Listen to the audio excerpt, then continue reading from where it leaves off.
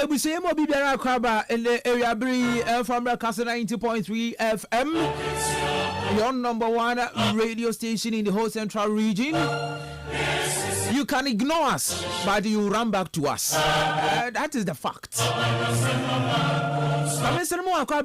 From the biggest political and current affair program, the biggest conversation in the whole central and western regions.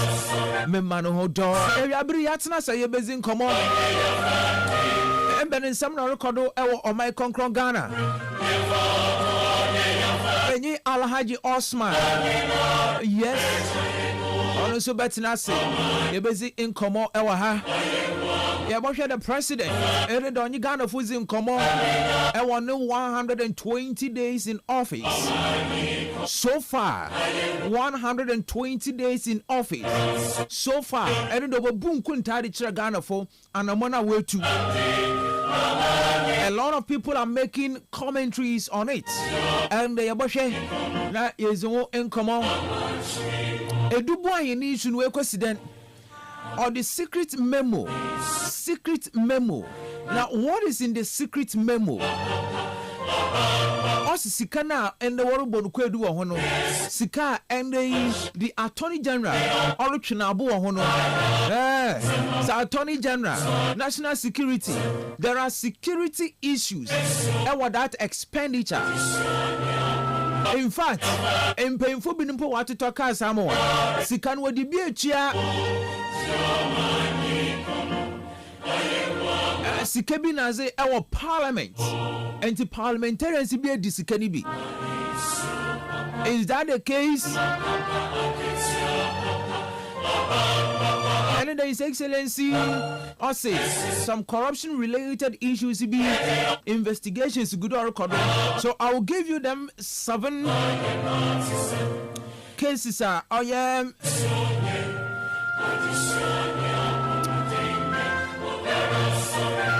anti-corruption inquiries and forensic audit undertaken so far. And Mamo, there are 7 key anti-corruption inquiries, you know. But the case in Mamo.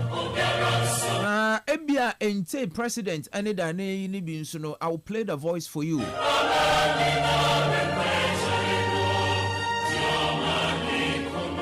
Damaso and a Minister of Education. Osi and was the airline local oil parliament. Now, Ekaya, His Excellency the President, the former President of the Republic, Nana Abdo Dankwa Akufo-Addo. Some universities be Ghana had their change on it, and they was Obasan will revert back. It's in the Ghana.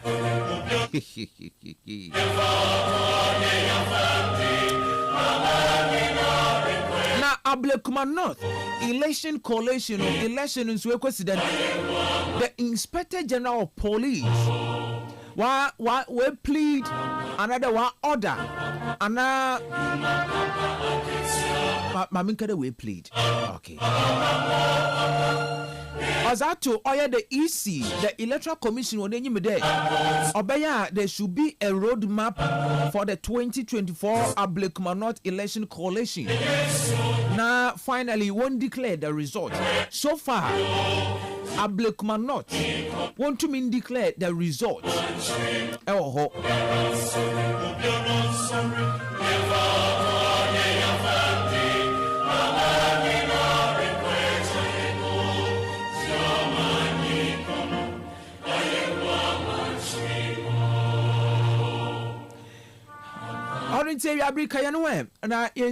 You're streaming live on Facebook Kastle 90.3 FM, then also on YouTube Kastle 90.3 FM.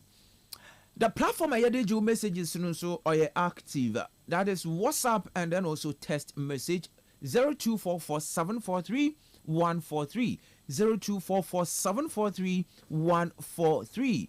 Fafado na Fabra. Message in a day should be devoid of insult, straight to the issue that we are discussing here. Straight. Moye, the issue that we are discussing here. Na moye short. I'm a metu makana union so neze. Mama first then be Infamami production team headed by Mr. Bernard Go Osman FKK. Damaso Blackus Etrainer to our Facebook. ɛna YouTube asɛdɛ bi nkɔma Ridge Royal Hotel sɛ menkenkyɛ on the 11th of this month come Sunday nyame yɛadoma Sunday a ɔyɛ Mother's Day ɔno nti ɔse fɔ maame kɔ pamper your mama nti ɛnyɛ no kɔ a na akɔ splash kakra ɛwɔ Mother's Day ɛnyɛ no kɔ na sɛ 400 Ghana cedis bi 500 Ghana cedis bi a ɔsoma ne ɔnyɛ dzen because him there sister oye ya awo mini metumi ye nti ɛnyɛ mama rekɔ ɛnyɛ hagye rekɔ 400 Ghana cedis mpo na spend one ho a ɔnyɛ bibia ana maka bon alaji nkasamo abati it's a Ridge Royal Hotel or Second Ridge Cape Coast Sierra Fresh 0312003222 and 0501672908 Damaso and Max by Ghana Limited. In fact, was the Jumezi Sunkubiaba Max by one more the opportunity.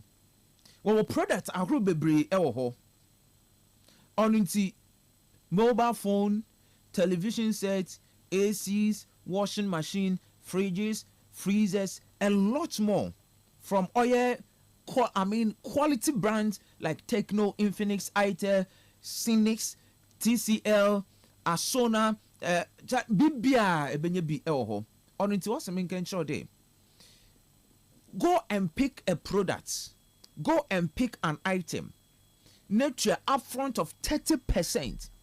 Maybe picking 30%. Now and kind of spread. Within a year, you pay. And pay in a permanency. You are getting one of the credit score, credit card, and pay in a permanency. And Max by Ghana Limited. And one more the more opportunity. Into or simple. More in them. As a national identification card, it be today Ghana card, voters ID, and our driver's license for. Now go and fill the forms. Few questions will be asked. One fill the forms in the form. If you pick your product now upfront, to 30% for concurrent spread within a year. And you know, baby, you show nature can. Oya Infantipim Junction, the popular techno shop. For enquiries free 0505 083831 0505 083831 and I'll visit www.maxbuy.com.gh. The Master Anointed Engineering Services Limited, they be a generator papa. They are experts in generator. And a generator papa na edi diujumaza ono called Anointed Engineering Services Limited. Wire repairs, rentals, and then installation of generators. What generators ranging from 5 kVA to 3,000 kVA backed with 5-year warranty.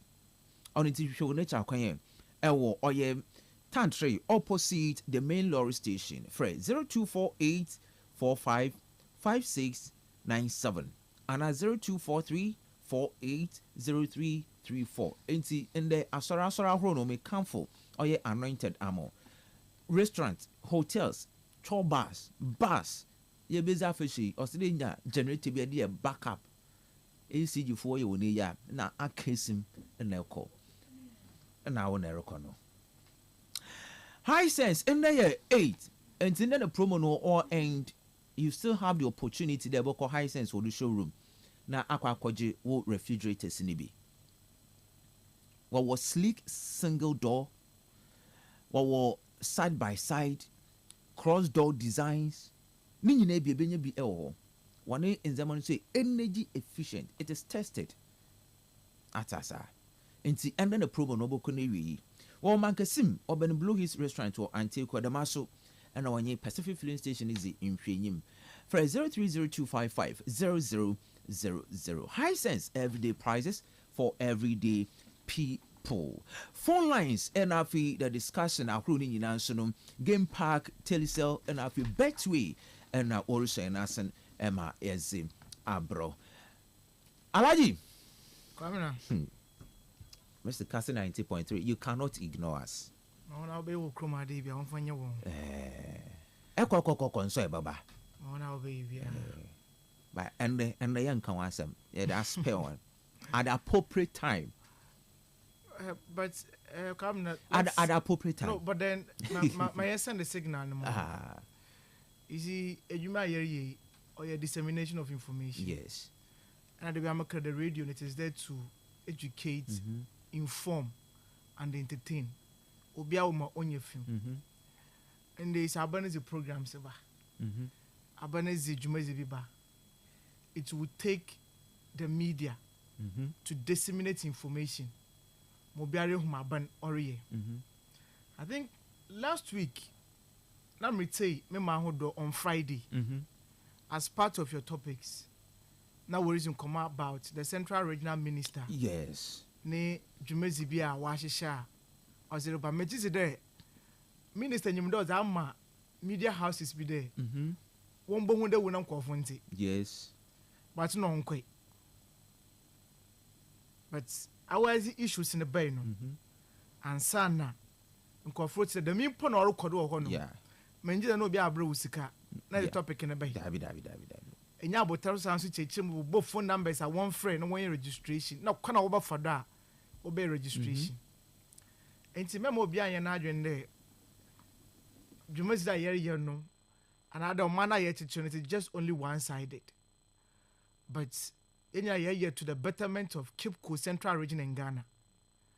In Tabanasebia Wunjim, what you know, the media house wages the tag one day, where your party A, party B.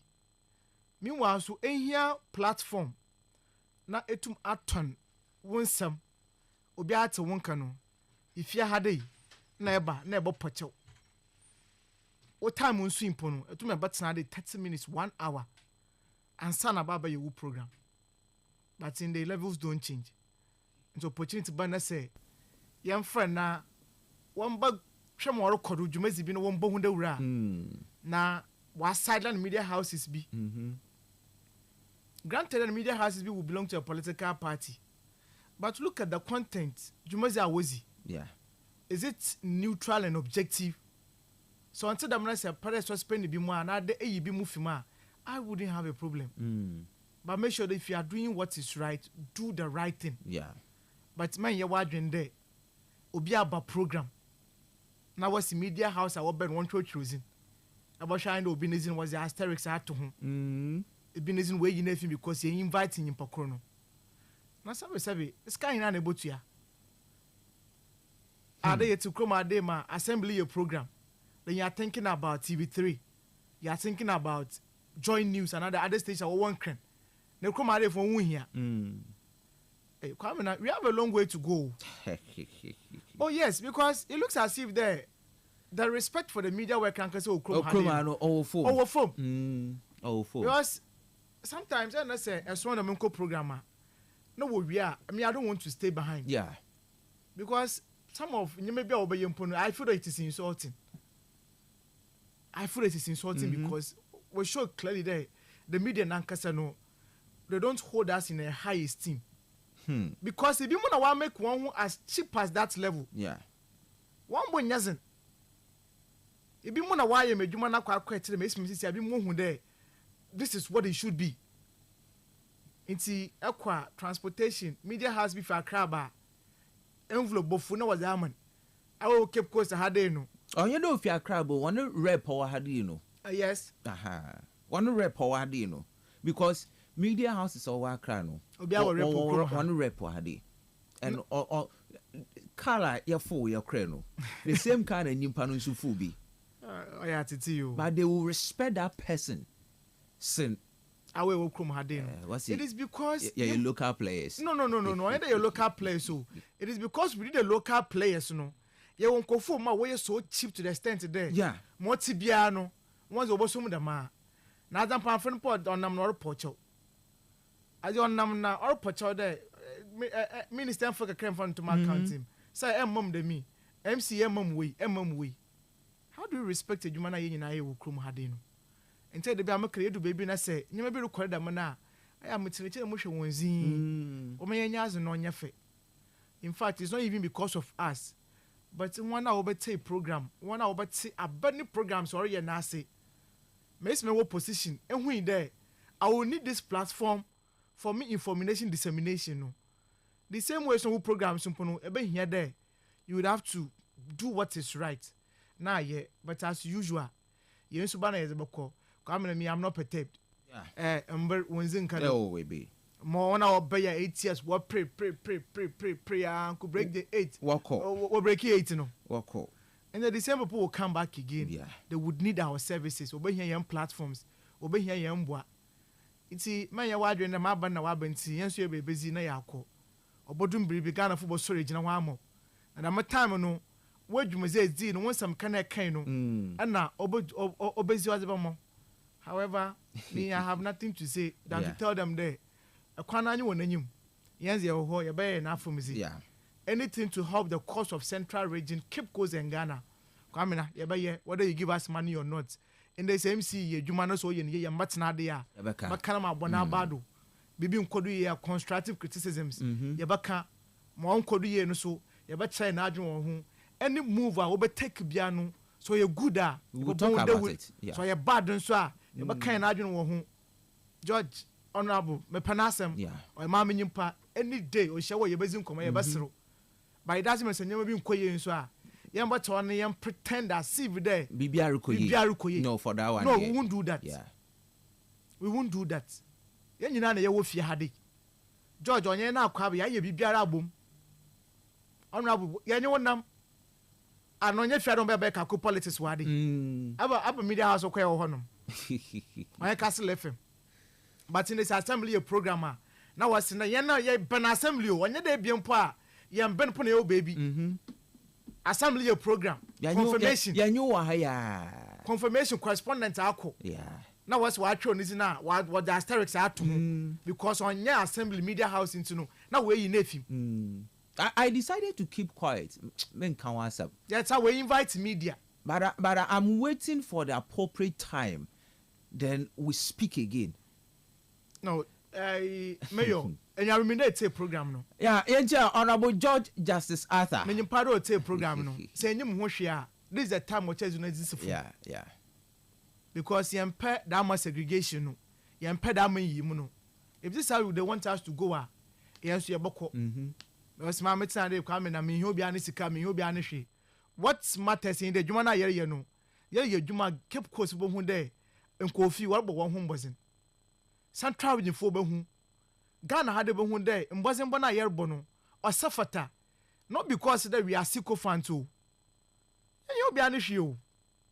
We don't need anything from Obia. And the funny part of it is that, so when your baby ma while born in some would do their one for free, dear, then they will run to Kastle 90.3 FM. Who does that? They will run to Kastle 90.3 FM. It's an explanation I catch him and come in. I'm a explanation among five. Oh, Mr. Patrick. Yeah. A wonderful person. Oh, a wonderful person. Yeah. He was just massaging information. He was just trying to do PR. We know a PR person. But I mean to me, so the missing him. It's not right. On Trey, if you know media house, be a target one where your NPP media house will come here. And they be a macadamasi, I am yo because at a point in time, you're caught to about in the heat and run up of the elections, no. Now came to me a cada young boss, or young people, you know, one of you don't have one MPP. Or piano more chrome hadi. In came to me a generator there. Mana party but Cabiano, your bezet Nanka, ya ton MPP for one program another day, one police and Yama warrior. Ya Tony, but baby will do one now after the can one. We gave that map transparent platform. Yes, objectivity na ezi edwuma. Yam kujina the concept that you're quite neutral. Na you cut yenwa dabi. We objective to the situations. Me you don't know to baby a no mpe but want to mun kan also there. Mary men ya na ye demi. But in the yard in pepper ye there, people should know what is going on. Because in the man okoye ya, come you be happy, I'll be happy. Yeah. Sa Ghana man koye ya, on koye from this phone kotin. And they are dole oko for me. Obiano you want you come hadi. Me nyi anke ba de bo so China pa no. $100. Abrochi fu ogbefu. Omufu. So me nyi anke bo do a chan ba de ba che no. Na nka $1 is equal to 1 Ghana cedis. Na Kenya ye ho aton okrom hadi. Abanu programs was it bayi ya tena for my yezi ho komo. Ye ba preach so na ya ton so ye da mo. Ba bia onkoye no so no ye ba kire ye na adwen ya ma wa ye fe. but mama yɛnyɛ one day adanko dadadwe when a human pokona never anytime that yɛn bɛyɛ adwuma but the moment I yakopɔn yɛn adom we elevate a kodu baby kakran so na sɛ yɛyɛ adwuma invite the person to come know what is going on so that about send a platform na so ɔre ka asɛm a ɔnka nkyɛn nti na sɛ ka asɛm bi na sɛ wankɔ yɛ a which is our friend was a rejoinder baba ɔbɛkyɛ me dɛ demi na ɔte me was so your program you didn't invite the person anytime bia no ɔbɛ reported speech ɛna yɛsɛ bɛyɛ adwuma sɛ minister ba wa form a caucus NDC journalist even within them no was also one case another caucus why within the so-called NDC journalists within them so another caucus NDC journalist bio hey Ghana no so ya bosuban it's the assembly abasre for us we are here the dwumasi bebo kodu bia no information ba ma wa akofom education ba ye information ba ye ba ma bibiru kodo o ma ye nyina ye get ye ho involved odo baby was in there we should not be spectators but we should be citizens. Ghana had one common destiny o adekọ kan nyina abom no ye national unity on your political parties bia and say what to abaye be wi now all of a sudden pa afem pon ye kukuro ye fancy ye nti ye nso e confirmation be when 2 weeks so only 2 weeks but yesterday I started a church da musuban way now you would want to tell me there your media houses bia assembly na you want ye nyu ye adwuma nti they say where your program they are the only media houses you are going to invite then it means indirectly you are telling me there say bibi record am so man come anu fontum say bibi nkoye ya me so man come anu fontum as a letters but yenya announcement yen boda obi afom wa yen so yen kan na anu yen fontum yen kwa nkwohwe yen file do ofiade how many times one brand nka tell there yenya announcement another yen si dwom yen fom one how many times Kwamina me yen kwen nanyim na yen activity mo baby awon ye won okuma de yen ze wade yerehwe wan ye yerehwe mo baby awon ye yerehwe won okuma it shall be well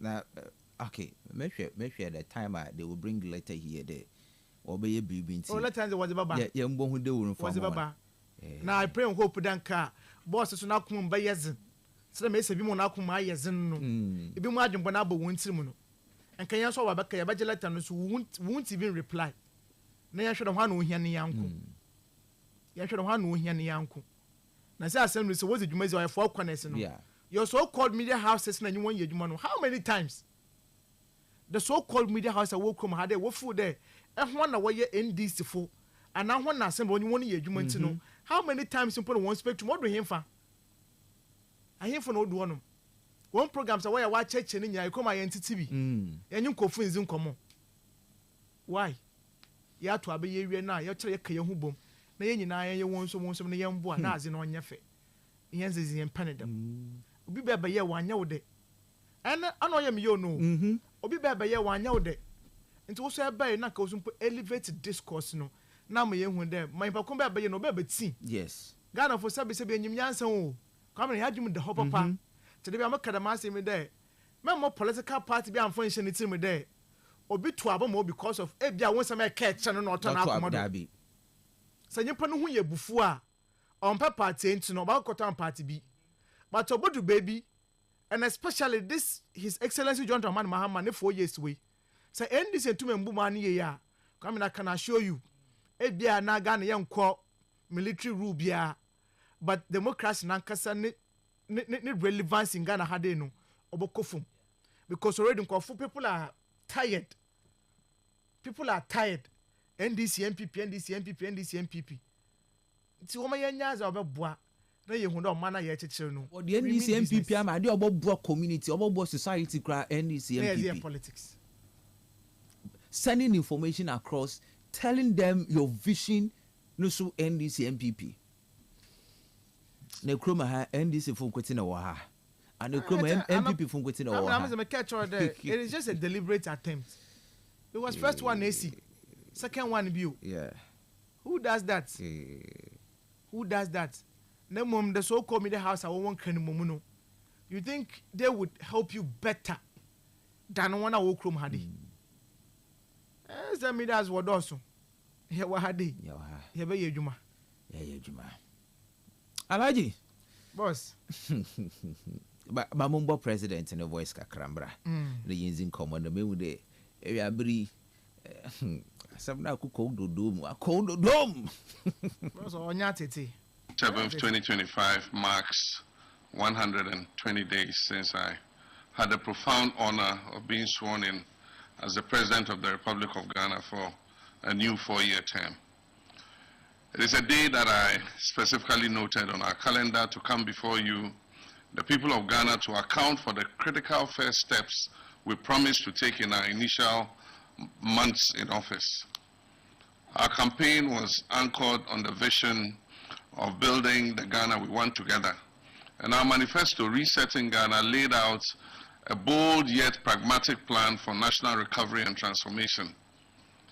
Central to this plan was a social contract for the first 120 days, a set of specific actionable promises designated to enable us hit the ground running and signal our unwavering commitment to change.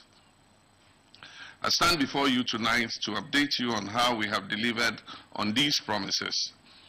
To the people of Ghana and the world observing our progress, let me state clearly, we made promises and we have kept them. Our first 120 days have been defined by decisive action, a commitment to transparency, and a relentless focus on laying the foundation for building the Ghana we want, a just, prosperous, and united Ghana. Let me now walk you through the progress we have made on the specific commitments outlined in our 120-day social contract. We promised to form a lean and efficient government. I promised to nominate the complete list of cabinet ministers for parliamentary approval within the first 14 days and to constitute the leanest and most efficient government under the Fourth Republic within the first 90 days. As promised, I announced the complete list of my cabinet ministers for parliamentary approval within the first 14 days of being sworn in. They were all successfully vetted and approved, and they have hit the ground running. Indeed, I have so far appointed only 56 ministers and deputies so far, the smallest number of ministers and deputies appointed by any president in the Fourth Republic. We've also nominated our metropolitan, municipal, and district chief executives, and they are going through the various phases of confirmation to complete the formation of our governance team at the local level. Establishing a robust code of conduct. I have committed to establishing a robust code of conduct and standards for all government officials to instill integrity and accountability from day one. Building on my previous efforts, we have reworked and finalized a significantly improved version of the Code of Conduct for government appointees. The comprehensive document launched last Monday addresses new areas including a prohibition on purchasing state property directly or indirectly, regulations regarding hampers, and clear monetary limits for official gifts. I've left my appointees in no doubt that I'll bring down the hammer swiftly and strongly if they breach any of these provisions. We promise to hold a national economic dialogue within the first 90 days to understand the state of our economy and build consensus on the way forward. On March 3rd and 4th, 2025, the government of Ghana convened the National Economic Dialogue at the Accra International Conference Center, bringing together partners including the private sector, civil society organizations, traditional authorities, and academia. The participants presented a comprehensive report with clear recommendations to restore macroeconomic stability and regain confidence in our economy. These included enhancing fiscal and monetary coordination, reviewing the foreign exchange regime, implementing major tax reforms, overhauling the public financial management system, reforming state-owned enterprises, strengthening expenditure controls, establishing a credible medium-term expenditure framework, promoting strict fiscal discipline on the part of government, and aggressively pursuing inclusive growth. The implementation of these recommendations has begun to yield results. The currency is becoming fairly stable, inflation is inching downwards, and we have reduced the excessive borrowing that had become the trademark of past governments. The report also provided valuable advice on promoting industrialized agriculture and aligning skills development with national priorities. We've taken this advice seriously, and implementation is underway, guiding our economic policy decisions. Following the recommendations of the National Economic Dialogue, we've amended the Public Financial Management Act 2016, Act 921, to introduce a debt rule that aims to reduce the ratio of debt to GDP to 45% by the year 2034. We've also established an operational rule to post an annual primary surplus of at least 1.5% of GDP on a commitment basis. The amendment also allows for the establishment of an independent fiscal council to monitor the government's adherence to the fiscal rules.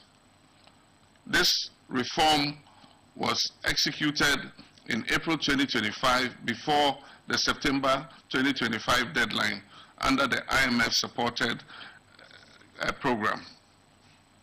What is also new about this law is the sanctions associated with breaches of the fiscal rules, which extend beyond just the Minister for Finance to include all ministers of state and heads of covered entities whose actions or inactions contribute to the fiscal slippages. Government has commissioned the Auditor General and 2 international audit firms to audit payables and commitments to validate their legitimacy and values and provide recommendation for corrective measures. An amendment of the Public Procurement Act has also been passed, making the issuance of a commitment certificate by the Minister for Finance a prerequisite for all procurements funded by the central government. Scrapping draconian taxes to alleviate hardship and ease the high cost of doing business. I promise to scrap the e-levy, the COVID levy, the 10% levy on bet winnings, and the emissions levy within my first 90 days in office. All right. Ebusa hai Kastle 90.3 FM man hodo enti nsemi bia His Excellency Ozi Tugwa and the yezin won but later in the evening oyaza obi address the nation on the 120 days elho ma menko Osman do na enzi nkomo Alaji Kwamina and the president on Ghana for Zinkomo on the 120 day in office ne insama Ozi Tugwa nibi Kamina mama sanso mi chia yen etiefu no nyahwefo no nyina na yenda wona asenwa bro yiso mabe mi nchia won na hitom kakrenti no ma enti to bibia bio na mo me yembra Facebook na yemba join the program no na yenyina yenhwe yembu contribute akwa share na etum na zo comment no so eza aba na afa yenyina yemazo no wa yefe okrom hade Kwamina 120 days of His Excellency John Dramani Mahama ended at 7th May na obebesi ohonom na NDC as a political party in the heat up of the elections after their manifesto and anyamo koduniya na woman oye 26 oye promises woman yetase there senyame yadom na se yeto aba na se ezema wona within oye 20 another 120 days obehwe na afa wetum na wezi hu dwumezi wo hono na ended na them days no be bosun na afi obey the president obey accountable to oye da ma social contract na onye Ghana for signing no eti ended wo kawadwe ma no honto yenye Kastle FM tefu nyina ye share me bo promises ni nyina do ana no mu henze na wetum na waye na henze na ontum na onye and then you bring us Yakopon in charge, President and Uncle so sounds to be accountable to Nisty worship so far. You may are ways in the 120 days, Now, Kwamina, me feel the yembo na badu at least cause Obiara and Shen. And I've been parked to my code of trend after 6 months. Yaman significant ample time. And son way to my bar. Now we'll be able to for his train. Robert so far way to na wabonum. Na Kwamina mejizi de some of the promises another in some our no bebre na we tum na wa start the ways in dwumazi na bebre na wa start the ways in dwumazi no so no a lot of it no makade it is in the budding stages or your programs are wa launch and for me oye and on sound so oboa because the program says starting in tema at least time today within a year no able to me start today year measure maybe at the programs in work we could do e be who programs be at the previous administration no so by starting as in term fine but so do be na some of the key ones are here trend there what by year oba ka he na brabo no e bia otwe ne yanko e boto aba no and you who in there they are touching most of them into a business oba ka some promise that my bia why no so you don't have any impact or brabo but my way so any impact no you born na bad wo honom typical example you free SHS and what by na 2017 na pe and what started there will implement okay to implement no first batch be benyen second year na second batch so ba do by 2018 no na been the full complement of all your free SHS students when you now school say you batter na obviously you will feel the impact there. Wow, book a cow, wow, brabum. Because we know your school fees are coming right now, it will affect you, but so could that moment, no. That's a benefit that cost if you are, whether you like it or not, no. It would affect you. Internet the government there now was with discuss share about won't go to come. But some of us we understood the statement, no. But be also now we're on quite as honor. So some of the police are bent them, maybe so honor or cheddar honor. National Rental Assistance Program, for instance, who the credit score system. These were programs are coming to called Bantama, Nanko Botum Nanka Wabwa, but we bring now one Bantam. I'm happy there. Some of the key policies are in this wasn't come in their manifesto no in 120 days no. So far, we to one lunch or year, most of them are honum. Now, yes, some of them are it be a taxes now that work about obey if you levy for instance betting tax ni nyina akọ emission levy no which am technically no abonu po implement but we ye fi honom covid levy no ya trend there no so be ye for and wa hyebo there by November September or by the time about the next budget no na we ye no so was ye fi honom no so good a ya trend honom. It was promised in the 120. Of course, sir, in the budget, I work no, will be in safe. But according to the tax reforms, you know, will take effect next budget, you know. And now, no so cover that went to now when you for us at now. But then it was catered for in the budget of honor. Now, say yes, sure, yeah, the launch of 1 million codes program, for instance, for me, is something very good because this is going to be one policy. Ghana for to me start the year impact, no, at least 1 year, 2 years to come. Into starting in time that we now, maybe next year by this time, we need to know Ghana find a way train one with them program no, which obviously would help the fintech programs all come had and the businesses and where you actually had they about your policy and other program maybe our youth as one by Jimono about too much na Ghana had impo virtually na ejuma abrochi, which is very good.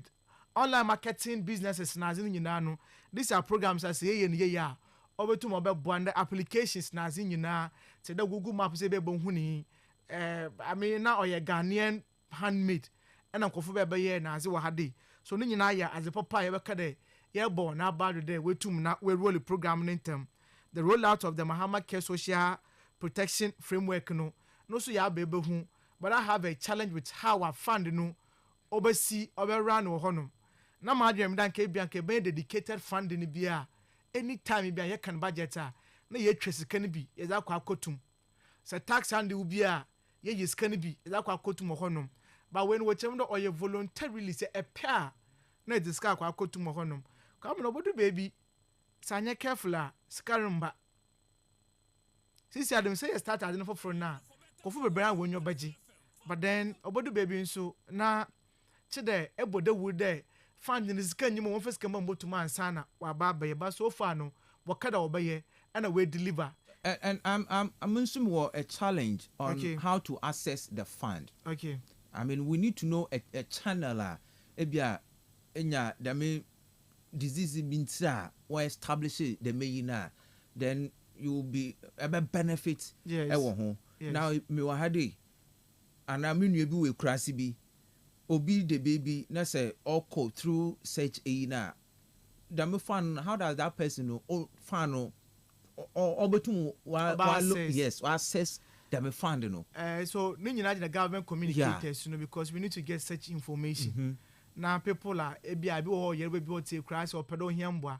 How can they access? I think we point to a legitimate because a lunch program no na Ghana obi ehun da wa lunch but say we nya effect in onyimpa no da na ye hu kwanu pa ebotumi access I don't think there for super bon. I think a good point into know maybe they will take notice of it now we is in Ujuma and our face so and then me if short code me one there government communications minister or the short code be about the Ghana be contribute to be out to that fund no obotuma wa access or that code no na kakra bia wo so etum na za atum we me feel there o chero yo bia ne clarion ko ye nyina say 2 cedis simple because yereba say enyi meda wo so obekam so ye obotum na say aye na wa ye fa I mean some philanthropists Ghana funum bi wo bo home but with the skeleton that mate say do agungu 500,000 Ghana cedis president say no so salary for I think 6 months also the atum one when declare one asset no 4 months. I say 4 months. And ne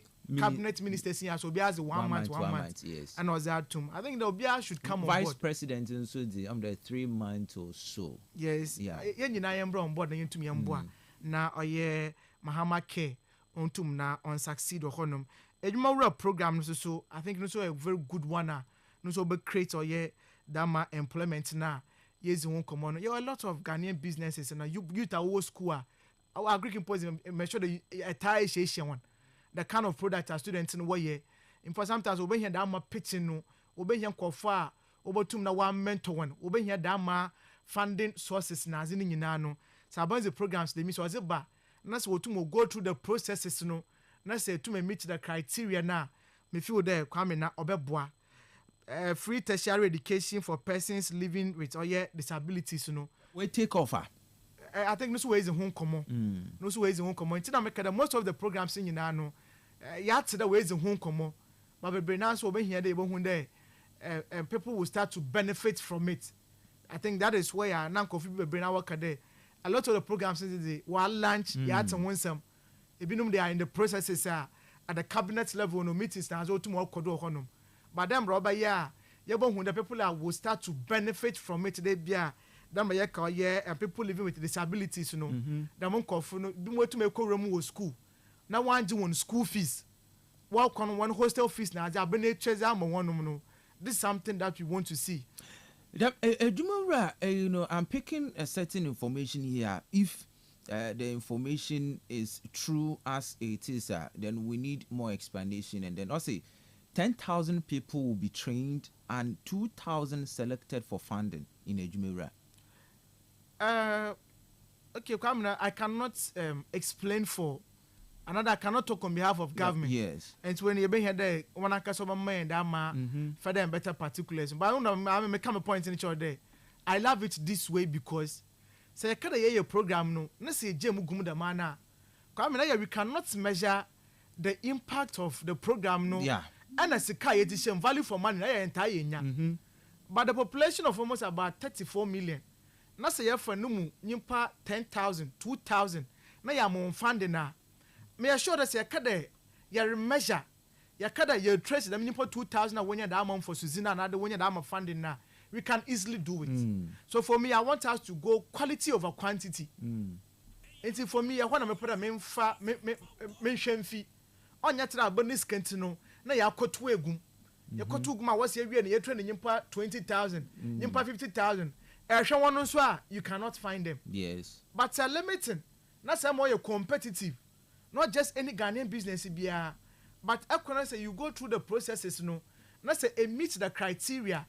That's what feel about business in by viable enough there. I want to show to more supporter. I mean, why not? So for me, I think one is the I won't hold the brief for them. Everyone also want to watch it to the reason why in here, why and them.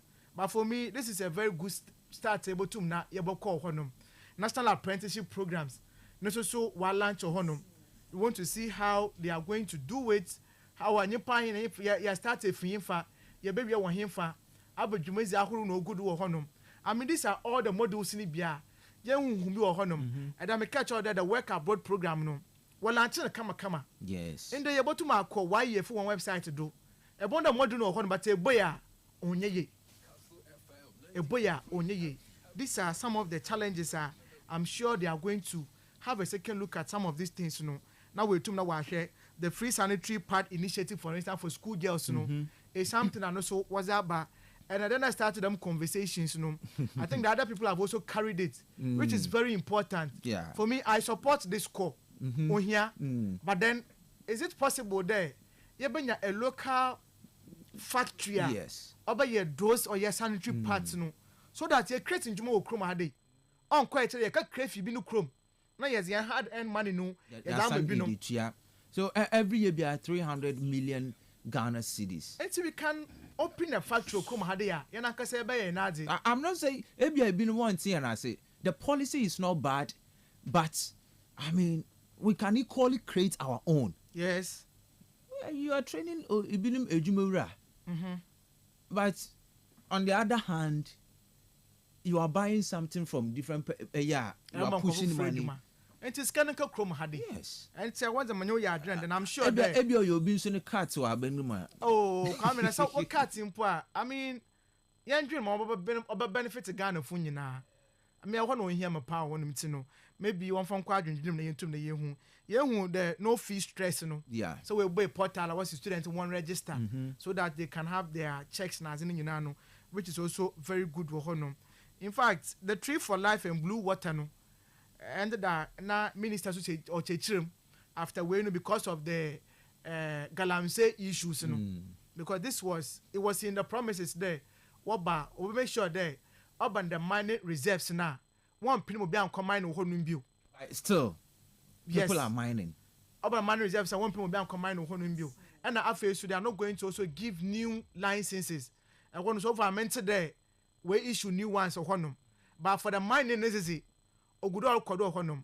Yet till that the Environmental Act repealing no, they were going to take it off completely. But as you was what by what can then they are going to revise it. And revision each other will be the power if you present in the same day. Oba grant authority to be combined war the forest reserve in them. And what are more challenges now President Nakuti power to amendment or amendment. Yes. Now President Nakuti what to Mpono. Nkɔfo tumi hyɛ wɔn ho kɔrɔ mo mining reserves na the question bi mo sɛ me da kwa me na wɔn nkɔ da mu dwumezi no me feel dan ka ye ka ye ye fima nkɔ bɛboa sɛ ka ye ye fi wɔ kra na nkɔ bɛboa so that yetumi ya protect yen nsu na onye yen forest fauna and then flora no nkɔ botum na nka wa aboen but then the Tree for Life no so wa launch honum I think Ashanti region na wa launch ye hu no nso but ye twam egu na ye redua bi sabe abanyansa no wo Tree for Life, that's kind of easy. So why can't we make sure they are preserved? Yes, the Tree for Life, is it different from Green Ghana? You see, most of the programs in now, maybe it's a kind of politics coming now. Yes. Because I the kind of politics now. Because Green Ghana was also geared towards the same. That is the whole concept. I know most of the programs are about doing in now, or what that so I renaming now, But then I can understand because of young politics, you know. Or so let's use a different approach, and that is what they are using. Interwars, you cannot actually blame them. There was some of the names in Ohonum. Code of conduct, yes, who commander Kasa Wadi, was Shabo, no so tumna was Abo Honum. But the question that how binding, who is going to enforce it there? Minister Weye Budu into the Ninzi.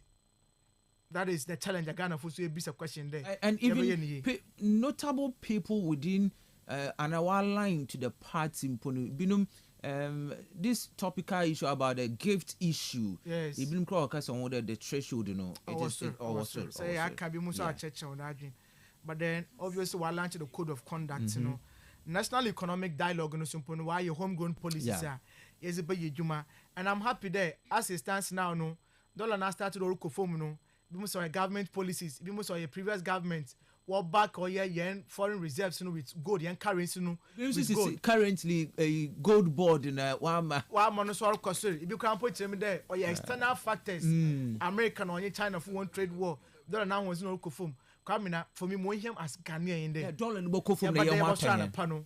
Now $1 is equal to 1 city. Me, I don't care about way no. Yeah, because NDC over for no ni bia ya was CC. Let me not say. And to say what perform we should attribute it to them. Meaning why sometimes young politics why attend them. Of course, really NDC they were complaining. They were speaking about it. Send whether or your external factors, so government in the policies, so they go you. It is the NDC in power. But you know why? I care the COVID bay. You have a relatively stable currency. Yes. You have far attribution and farm marban. But you cut or your COVID that were into the two Munayan to go and find on into the young politics you come out or you're very good and weird. And I can understand opposition. But then sometimes let's celebrate our positives, you know. And can you problem point how are you going to sustain there? So can do until a number of foam. Now you maintain upon the engine a baby or honor. And can you but there was sorry next week and escape could buy 7 cities. If you like a business won't to come but Ghana for now what's now British now. Why do I one day? What percent is covered Ghana into the scandal? Why then October forcing? Watch a dollar no. You're trying to be back at a watch dollar no or the keys now IGP. Sister, you will be a watch dollar no real. Anna. Yes. It's I'm born about for the good worker. I by now I will more about once watch that you can say gold no or Yanakasa and they said, men would the last 4 months no, according to Gold Board, was once like 2.7 billion worth of gold that were exports I mean, it is good. 4 months, imagine to a boy we have to say, the same trajectory now, the same amount multiplied by 3. God alone has got the brain will come hard.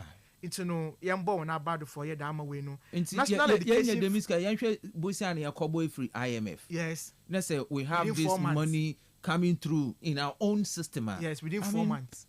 So it means that you create prudent management. Yeah, we can do it. National education dialogue. Why you know so you good at the findings, you know, the recommendations on how you able to implement or those recommendations in the but particularly the last 4 months, I think I'm happy.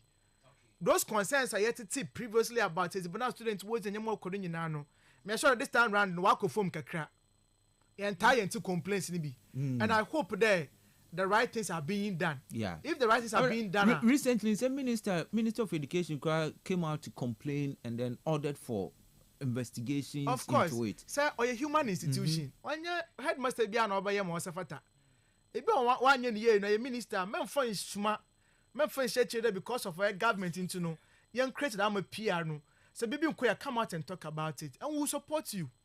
And say what is the coming and me feel that was a bubble now about the crowd. Now share the other aspects are now no simple know how much the investigations under another president or can was in fact I have a very big challenge with Ian Yonsu as Ghanaians. And you see the security couples and chiefs are all no. Coming now the purging of Ian security services. Yechema was it in Buma won't qualify when you want to question system no. Menyim da se wo bowuzin another bia se kwa apply there apeda kwa bia military, police, fire service, immigration, any other security services bia no. There is a lot of your background checks what you about individuals are over core system no. How on earth and the yama politics what influence yama political apparatchiks and confer where hooligans yes on co into our security systems. And sometimes if you were there and then they are your own seas, remember being Samsung Chedu because the reason why they are burning be power or the security system is because no kofuna wom oko positioner on jinzi abazintia because they know how they manipulate the system. Yeah. And we feel there and one as a nation we have failed ourselves. Abani bi o te gwada judiciary what you need. Oko position when you need it. Or position jininzi. Or ba benima. Wa be you need. So I didn't catch out there. Obi court honorable Vincent Asifo court. Na 3-2 ready to know. 3-2. 3-2 ni nyimpa baasa wo don be ka the bench no ho no. They ruled against the petition. 2 now 1 waka no. They went for the petition. It's in way no Ghana should tell you something there. Judicial yakada you politicizing no. It is actually true. But you best na yakase ba jia to me no come yan there. We need to do what is right for our nation. And I feel that the judiciary as an institution, as a body, no, one akasa one so no one jina hono there. Never be recorded within the system. Yet GM there. We are also a human institution. We are going to do what is right. And the bar association, no matter bien pain. And this Fujina fan people Fujina fan. Association will take a decision. On Cherry Biano another decision about you. It is going against when I say one first decision now. Was it by? Never managed to come hadi. And now coming to come hadi. Say crime is there. Depending on who is involved, you conduct investigation. And then the president of the Casa, now boy Ahmed Swallenizin, all but some of 4 years, Chiman South, Ghana for we Nazi. And I kept on asking myself, hey, in this Amusuma Shamu ye, Nanyakupon Ponga, Kupon for the Monfamba, and the Mobile Boy Tura, Wafan it is more. To the president, my directive, the way investigations thoroughly and sana. But the security agencies, these are your job. You pick intelligence, you work. I mean, some of these things, you know, because we are trying to build effective institutions, strong institutions, not personalities. It's in there to attend this about when we say, what's your mistake? No one for ready. Until that, when the nobody is going to conduct investigations into crimes about Kodu or anything from Pendana. This is what we are telling ourselves. Into the last 8 years or more, Bonibi Kodono, we weren't so much interested there. Young friend baby and senior boko kwesi. But not forgetting, MP Ebuakwa NPR Wokuni, our friend then. Oh, this is not skipping papa way. Nice money. Yeah. Masu this is a popular man. Shanosu the case since 2015 or so. Up till now, you can say, you to me and investigations, you to me fast and come to baby. It doesn't political football crew hadi. And to come in, I want to say your best threat. I want to say, you make sure the police, if one was age marshal, won't say no. Forget about to be a wild point to know what is right is right. Monko ye no, make sure they go to my JB Dankwa. Now, you're the Malcolm and I titi. Now, some of the issues in it so, I think I could say dam one spillage no anyway no. But this time compensation as normal year Morocco because you should I enter no so no one say me rebuild honum. So if constitution another committee being put constitute one, let's know what is happening to them. One a done nazi, one warfare, and the yen animal war keta honumi, yen who some man is all kodo honum. In fact, let's make sure that once able to na ya protect one and be a fine honum. The 24-hour economy did so they won't come more extensively. Yeah. And Ochema Uguda, what is the Wunjumezi? Our kodo. Ghana for be Benaka say you're not tension in your 24-hour economy. A Juma, why you work creating as jobs are open was a bar. Yeah, you're winning in Nano. I mean, if this is there, the 24-hour economy no. Say 2 months a year, implementing here. The drive now, you should about to was a lot of 4 year improvement about the economy no. Especially through employment creation no. Another addition about to now wabwa. Already at the Ministry of Foreign Affairs through their passport offices, you know, they are trying to implement the 24-hour economy. And then I mean DVLA. Yeah, once was starting once. What's it? Ghana Police in Sulubwe a unit for 24 hours. I mean, these things. Obey recruitment and so. Yes, yeah. Now come now, I'm almost training there. If you're able to me, I winning you now, baby. So you make sure that you're effective. You're going to know who is the papa. It means we need to monitor. You're not careful. You're from Kofoid, my workers now. One of they are redundant. One year, in some of your sectors, in the meantime, you're full there. Over here, they will 24 hours. You know, those sectors we can go. But if you want maybe I want to go 24 hours. Remember how you and dada young day, we can do it. It's me feel that as time goes on, when the economy is growing, nightlife itself will bring some of these businesses naturally.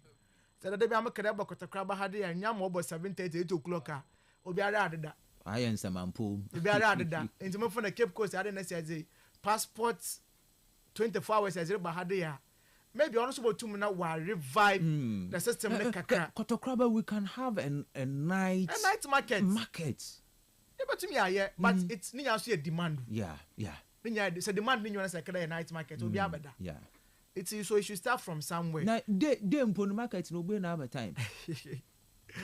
Day. Kotokraba obe na be time. You come in here, but I'm a market no drive. Because if you have the demand now, definitely. Because me ba for what boba 7 me send mo Kotokraba kotani mo kona the place is virtually empty watutum. But they call yeah, Takrade market circular. By 4:35, unkofu guda woli digwa. So or your business and the demand is there. But I don't know I dey sika fa brabo. Enyam obo 60 pe. Ya tutu ya market yem pro bia nkoni fi. Kotokraba e but obo 6, 7, 8, 9, 10, 11, 12, 1, 2 kwabro kohwe. Away busy. Abani tamebo kwabro bia. Away busy. Let's look at the alternatives. How able to me about the economy in your super vibrant. Na nyama wa kwenti come me feel that the 120 days you know. I one box I'm me feel the what take a menu in there. What start the programs in them, so that in the next months, years to come, no, we can measure the impact of those programs. Okay. You know, ne administration okay, for instance, governance. You know, now carries we have 56. Ministers and only one ministers, yes, and I feel that Yambana Badu. Or they call for more ministers. So yes, Yambana Badu power. You see, people don't understand the idea that Bimukade we savings car. Say 120 ministries, I means 120 ministers. The Munko Fabaman V8, Baman saloon car, Baman gardener, Baman chef, Baman security, Baman way. I can't those benefits. I think I'm hearing for there. By the time about in the first 4 years, no, na minister could be out one 50 million Ghana cedis. Into the miscarriage now, so even so individuals and deputy ministers in power come in a quantify or honor. Yeah, not just a car way saving. One away more those collapsed ministries, you know. Why Ghana if we cannot tell them that one quote in fee by fault of no days. And see it be more reassignment. It be more so you man away no here, but you can have heads or one. Already, now ministry CBA they were chief directors, so there's no need ever collapsing in now. But they can still do their work, no. But why put a minister or maybe a chief director between no by? So augment them to other or agents and other ministries, no. Okay. Now want to know one year. One is mabana about it because yes, everyone was kakra, and it is good. And more here in there ultimately no, and some of your cake now no, affects another a positive impact. When you're now boom. Into me personally, and then I'm a kind of kawadrindo. So I'm a kind of programs now why those are way to initiate what start the year and the positive now now. It is more or less like almost a benny beer by the first year no positive ratings now what I win. Yeah. It's the average more 7500. So me feel there one is why. But to measure the real impact no, it be you could do the 6 months now. 1 year. You're more than a year.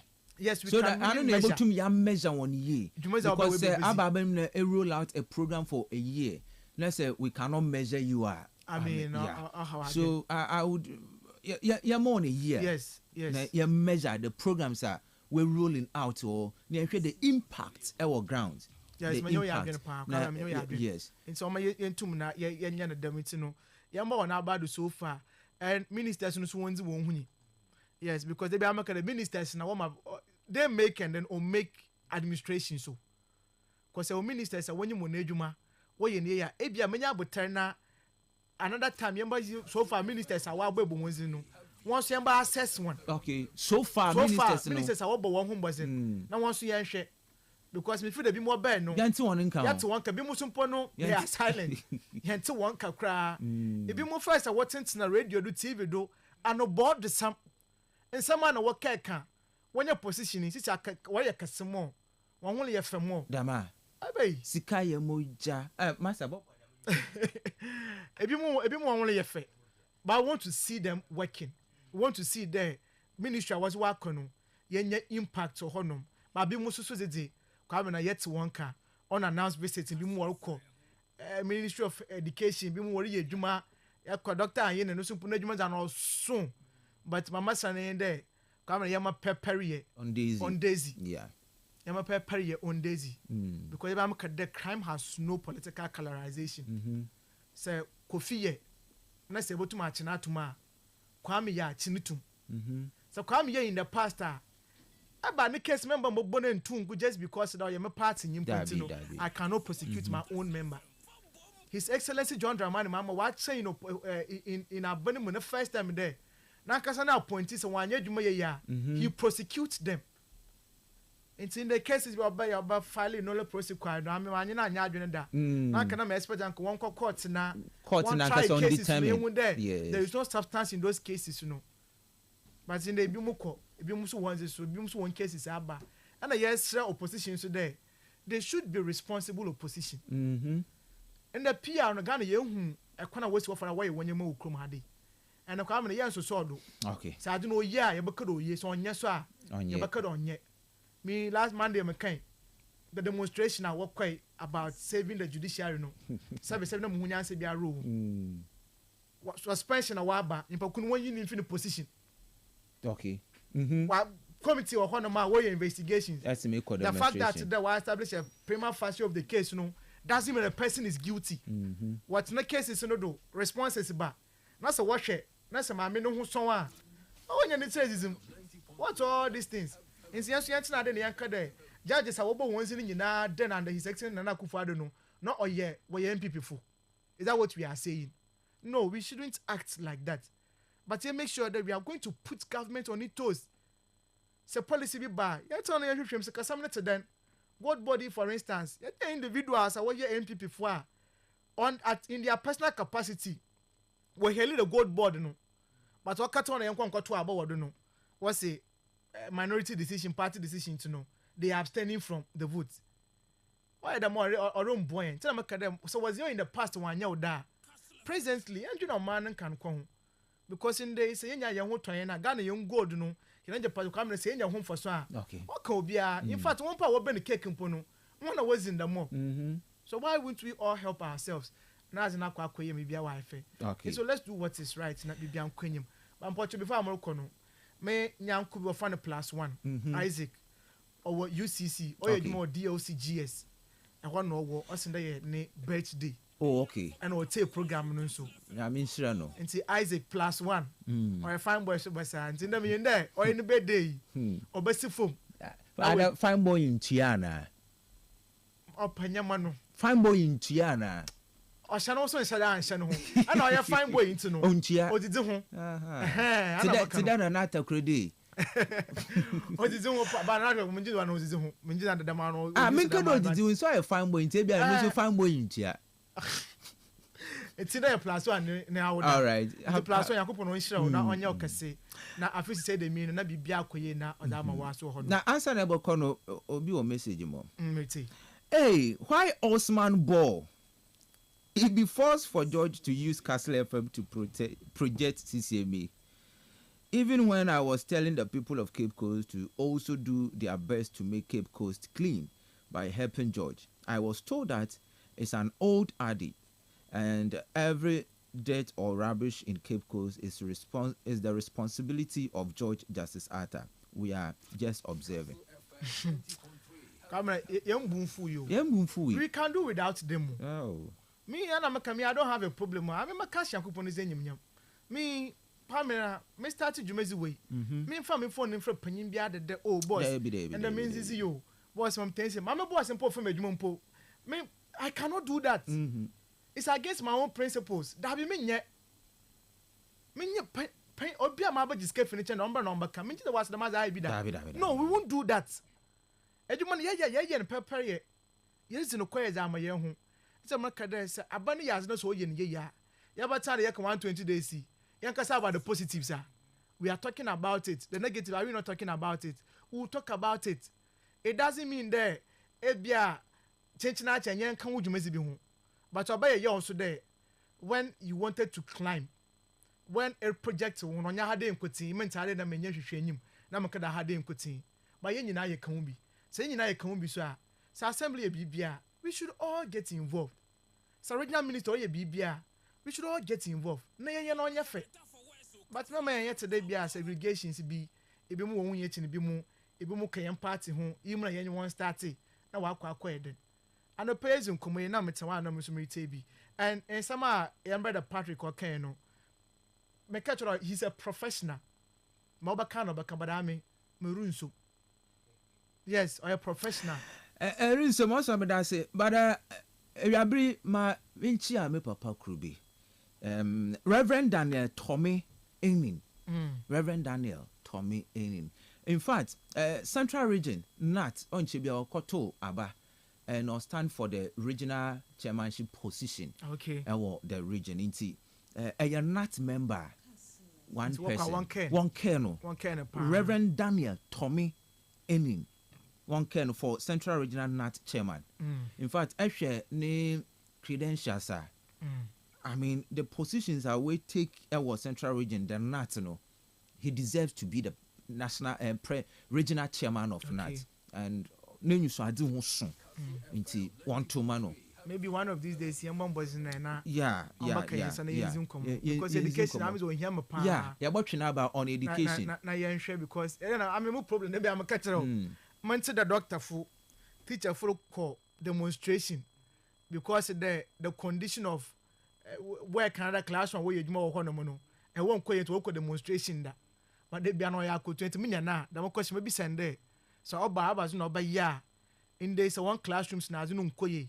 The learning environment so nkoye mamba from na abas teachers won so ba ya obotum was ba so that abano so will also keep them in their hearts of honomy. I pray and hope they be able to na yenye no fiare na ya taught na no kakra. Nti Reverend Daniel Tommy Enin Rabri nyame insho bebre okay in the no of file ni nomination. Oh okay. Yes, in the no file ni nomination wo ho nti Reverend nyame insho na on your case we are all praying there ebenya the chairmanship position of na another I want not there. Our night. Oh, instead of Reverend, when you vote to Crew Hadi. Yeah, to be. Oh, yeah, control a district, the Ena no more about. Into district, I want the leadership for district about two. Into district, then to papa to our papa no more to my Reverend. Not a grass auntie. All right, we say hi, Kastle 90.3. But Black is a member the monument farm on that for sure.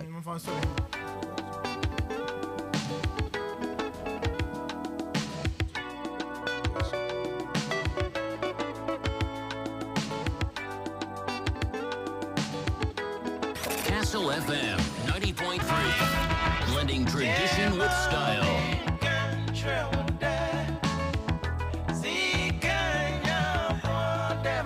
Enti Osman say ibinuma na wote wo yi nende wo ba binu wa ya kese ana me ka che ne sika ye moja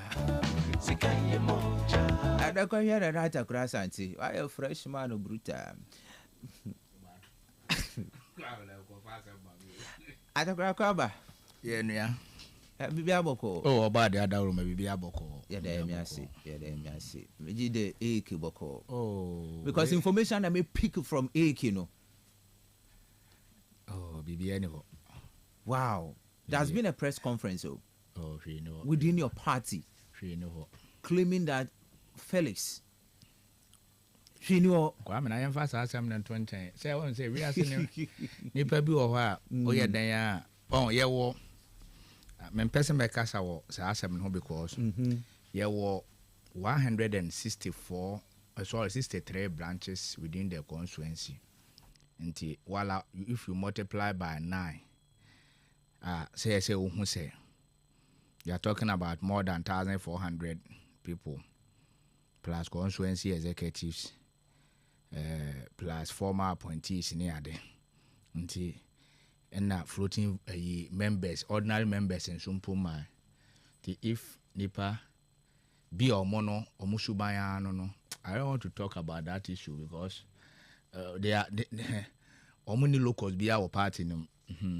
Oh, I don't know your press conference. Oh, many locals be our party. They are person make one seminar. But they are members of the party. No. If you are a member now,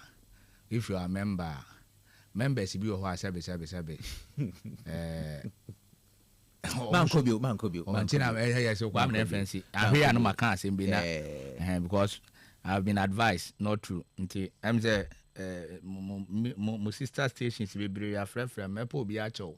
We have decided to not comment on, because we can't let about 20 people be to disrupt adwuma asa ne ma papa wo nti kwam na yenko ne yenkan papa na right ma be de aja menchia etiefo mo tie Kastle ene awiabre kwam na me boss Felix Kwachi Ofosu MP for Abrase Bukwa Makese chia nene awiabre ba bibia wo biara a wo di dwuma de mo man Ghana ne Abrase Bukwa Makese minim se ne ma Honorable Felix Kwachi Ofosu ode agu apon so no ne ma totomu a eke me no ka se na brodu nkwa township road no engineers aba behwe bibia ye hwe ne mo se by the close of the year no ye de ne ma begu apon so na omaye akwa kosi 30 and the penalty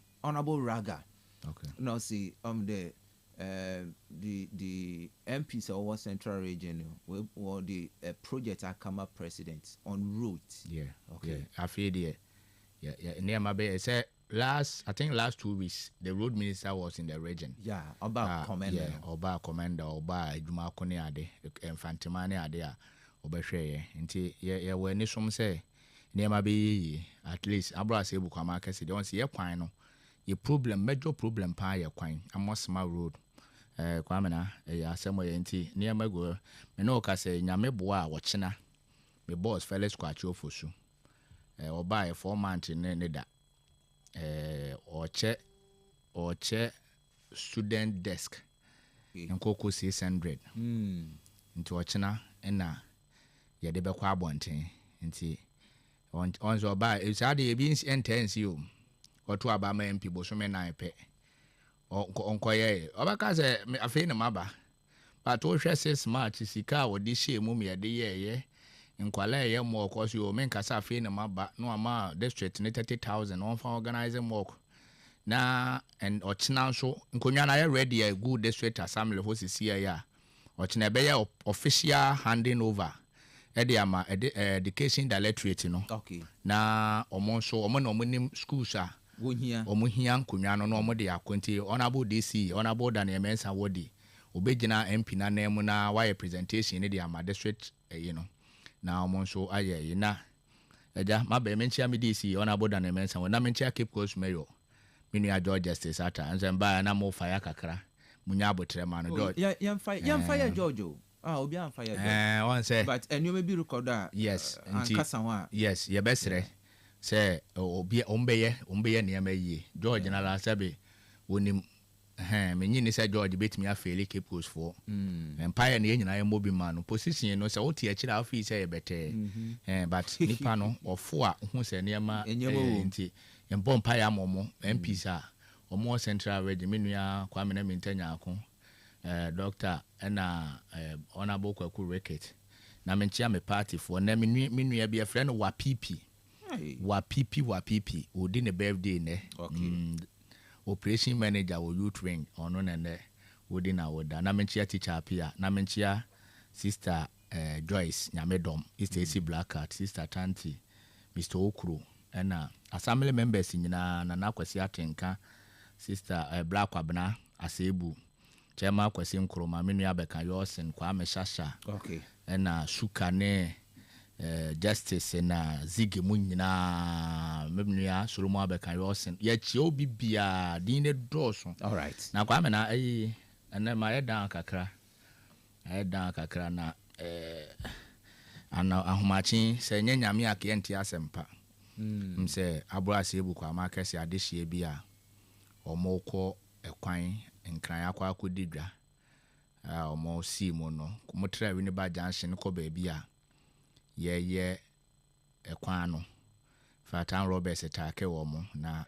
ahomachi su bio a ahomachi ya because is it 2 days ago yes. Ibi si wo the road no da na nti ye besere place fu e wo kwan ne so se mkanka ba bia esi am San Roberts no ma target ba bia omo ye kwan na mfuturo ne wo no nti po omaye ye bumping kakra nti se oto na o yesa wo full rams na no mato asho so in fact me nimpon ka ho bi me nika in fact and that say Mother's Day and na for a be do Mother's Day am on me aso ma meka ho bi Madam Charlotte Asante na ka menye nti asempa nanso sika ndi o majeje ko me sister Mary akwa abrodu nkwa afo pa titiru na na mse ka no abrodu nkwa na adumfa titiri na mu wo mafo ka because it see one cherry and I don't know why me da kwa me na so for the past 2 days them robbery incidents in wa kodo me da homache around be 4 ma me on frame me sa time ni bi da nto of frame me yemo she me first meant me amfa onu ni si ya no obi so frame from abroad nkwa nti na me suspect say BBS me fa say an robbers attack you omudie just say in fact obeduru fie no kwa me na omode car ne the return buy no na hwe omo hu omode buy ya hu say in fact nyame ne eda na se say BBS ebia BBC ya ka me ntimi mpo ama metena ha nti your best Ghana police service regional command na sugua no da yes omo me that wa pick information that one share sabia no se barrier no be ma bia ben ho because an robbers not targeted said the worker say EBC and na say 2 days ago EBC because according to my mother the worker no omo driver no full ramps now say they outdrew abe slow down oya ina na omo de na tie bi nso agugu kwan ne ho am so omo de be ye failing ne ade ntiom se na tie na chi enti o slow down no full ramps na no mu eyi tu no bi e driver no ye den ya ye oji usika na oduma begu from ho yes for ni mbutu ho nti next camp e ba no na chese mo rush akọ no ho mo enya omo ho didi ye ma omo phone ni ade omo antimi anye but sikande no omo sika twitwiri de emi nuanom bi omo wo abrodu nkwa zongo ho mo zamramafo bi omo kofa ne ye ma in fact sika no ye bodin a ye mbehyew kwa mena na abre ho se mo ahye abrodu nkwa abre ho se mo asi ti esre obi bia ne ho bia no nyame na anchechere na wure ko trauma fam no in fact me am ko fie no kra ka wona me check akra no in fact mommy wa down kra but obey ne dey nyame nchechere o mo wure na Mrs Mary akwa na wanchi wonu kwampuen fru woni nsem no dey ye wonyi dado dey bibia be fine oh I asemo ti namboa Mother's Day where the be din special mom mamefo a no mo mu nyina na ese di na special dem mo no mo so o ma re o mo ye mo ehye wo mo no so nze wa mna okay ke boko atakra meda say ebusia ma onso for wo messages no for bra. Hello, good afternoon Mrs. Suman. As for me, after 120 days of JDM, he is doing really well. In fact, everything shows clearly that indeed John Dramani Mahama can reset Ghana as we want. Ha ha ha. NPP should forget 2028 election. Mahama all the way. Otuga inside say meow. All right, Otuga. Yeah, that's it. And so there as a Abba. The reason why they did not investigate the issues of killing, corruption, and others in our country is the Christians and Muslims who says everything is God doing. It is God gives, God take. It is one of the way destroying us if we stop saying Onyame. Okay. And we say the truth. Ghana will move well. Your colleague presenter. Okay. Election will be there. Investigations should go in. Good afternoon, Mr. Host. There is nothing wrong to extend a greetings to your compatriot when appearing on a certain show, but it's becoming irritating when the greetings become too much. Maybe one or two, but too much of it is bad. Uncle Paul Bacano. Good afternoon, Mrs. Suman. Trust you're doing good. Yes, by the grace of God. Thanks for the good works you are doing for the city. I salute you for always bringing this Alhaji man to your program to educate us. I always love listening to him. He's not authoritative. He takes his time explaining issues to the understanding of all of us. Kudos to him. Michael Kofi Kali Agbeko from Amamoma. Eja Mike. That's bebre. And then a very last one here na yanko enim. From Samson Baum, I pray we see AK. You no hope in JM. And that's it. All right. Commencing the 24-hour economy policy. One of our signature policies for job creation and economic transformation is the 24-hour economy policy. We promise to commence drafting the needed legal amendments and prepare for its implementation within the first 120 days. The program is designed to drive structural transformation across our economy, built on pillars aimed at revamping key sectors such as agriculture, manufacturing, and tourism. The program rollout has commenced in earnest. The 24-hour Secretariat is collaborating with the Development Bank of Ghana and the Ghana Infrastructure Investment Fund to operationalize financing pillars for this program. Cabinet has approved amendments to the Ghana Investment Promotion Center Act and the Labour Act to include specific clauses regarding 24-hour operations. These amendments aim to enhance social protection, create an enabling environment for the 24-hour economy policy, and promote conducive business and labor relations. Already several businesses are lining up to sign on to this policy. Some tangible actions have also been taken. The Ghana Investment Promotion Center has launched 24-hour premium services to eliminate processing delays for investors. The Ministry of Foreign Affairs has launched a 24-hour passport service with the passport application headquarters operating 24/7. The DVLA used a 24-hour service to clear a long-standing 18 months backlog of licenses and will soon commission a new 24-hour service office at Adenta in Accra. The Youth Employment Agency is set to launch the Graduates in Corporate Support GRICS program, which will attach graduates to firms operating 24 hours a day. This program is targeting 20,000 graduates. The YEA is also partnering with security agencies, the fire, police, immigration services, to provide security for 24-hour firms, and is working towards training and deploying 23,000 recruits for this purpose. Recognizing the need for robust security, the police service is establishing a 24-hour police unit to improve 9 patrols and utilize technology supported by nationwide. All right, His Excellency the President of the Republic on Oye 24-hour economy. Now, also, I take my promises seriously. My word is my bond. This is according to the President of the Republic. Inida, or addressing the nation on the 120 days in office. In Yoma Odi Egu Akwim Aobe. Nana, Minty. Minia.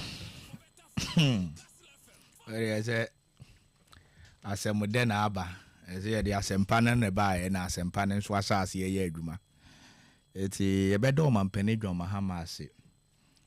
Saying that in your GT in Semino at the query. And I quite mean I saw Penibia be dear Cunha. Na say the Obeka so yeno aka oyema ekuduru sa ampempen so na menyi say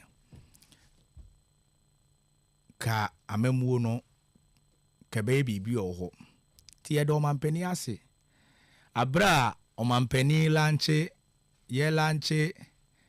ye manifesto wo winiba omampeni ke kan sembi nti na ye nuanom yi aye o madwen mu konsen o boa obepetu mi nti no okeka enye adwuma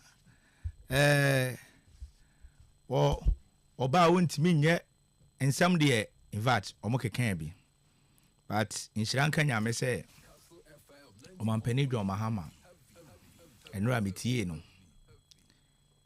na eniema yekeka ye no at least about 20 out of the 26 major promises na shas yen kwamna anopa yi mete se bi mo ka se 120 days no ka se obeye bibia kwamna wan ka se obeye bibia se ye besi dan a 120 days ni edi kosi dan ni nyina wie ana 120 days in here de be ka kwan nyina wie but niam o ka so obeye bia no na hyase no ya hyase mo bia hu se adwuma wura ya rolling out and I mean no ka say some of free keneba over various assemblies na nkofo gu ho a youth employment sector ho no mo register adwuma wura no national apprenticeship yi nkofo gu ho a o ma hyase o mo yeden o mo register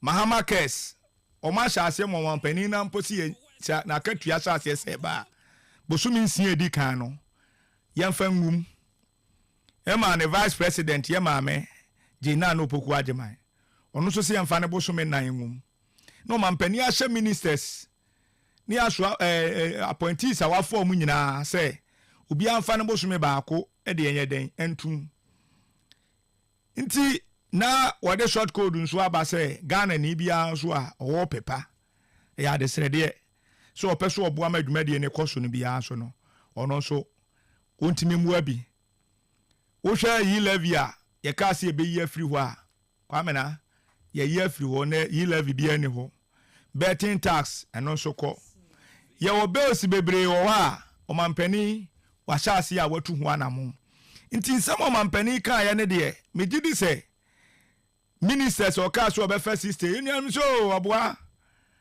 nso oba yi and 56 na o akafo me gidi se ento ama your friend is saying parliament resume no na edino for na kana eden aba ye ntra for no e de for na e ka ho ma 60 pepepe kwamena enti mesha me hu ne se omampani okwabrane ya de ma ne mo wa ya de wa hye na hyase yi kwamena me nyi ni se ye ministers ana ya appointees ya e fa o mi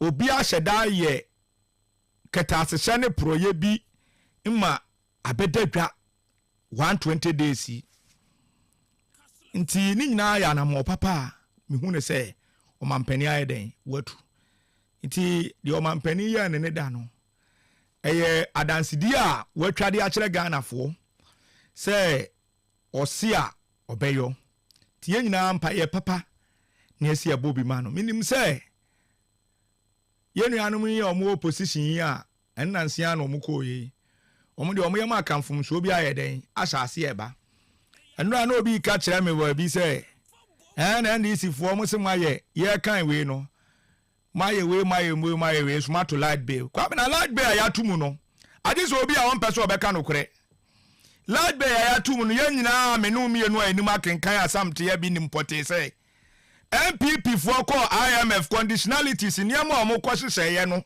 e kan wo bi se na bosume miensa bi abeto light bill nti se na to light bill MPP for na call IMF no om de call IMF no ka so bonko no nti se ya omo kwaji tu mu bi no e kan wo ya ba nya ne ye be yi sa hyehyɛ na free ho unless set time na eden aso nti se na ya to light bill ma some de menyi ni sasa betumi atena ha aka kire say light bill ya to NDC ba no ma beto light bill because oni important say e kan IMF conditionalities no hom na mom e bia say enti ya na say e pia bontre de obetumi atu futuro na gum wo kwa na wa woni important say IMF conditionalities no na kan wo sabo so memiensa bia no ye beto light bill e kan ho no man panika say niam bi wo wa oba obehwe ma set ekoto ya sika twitwiri die ketasehane proye bam kofu a o ma fa sika ye frane say National Cathedral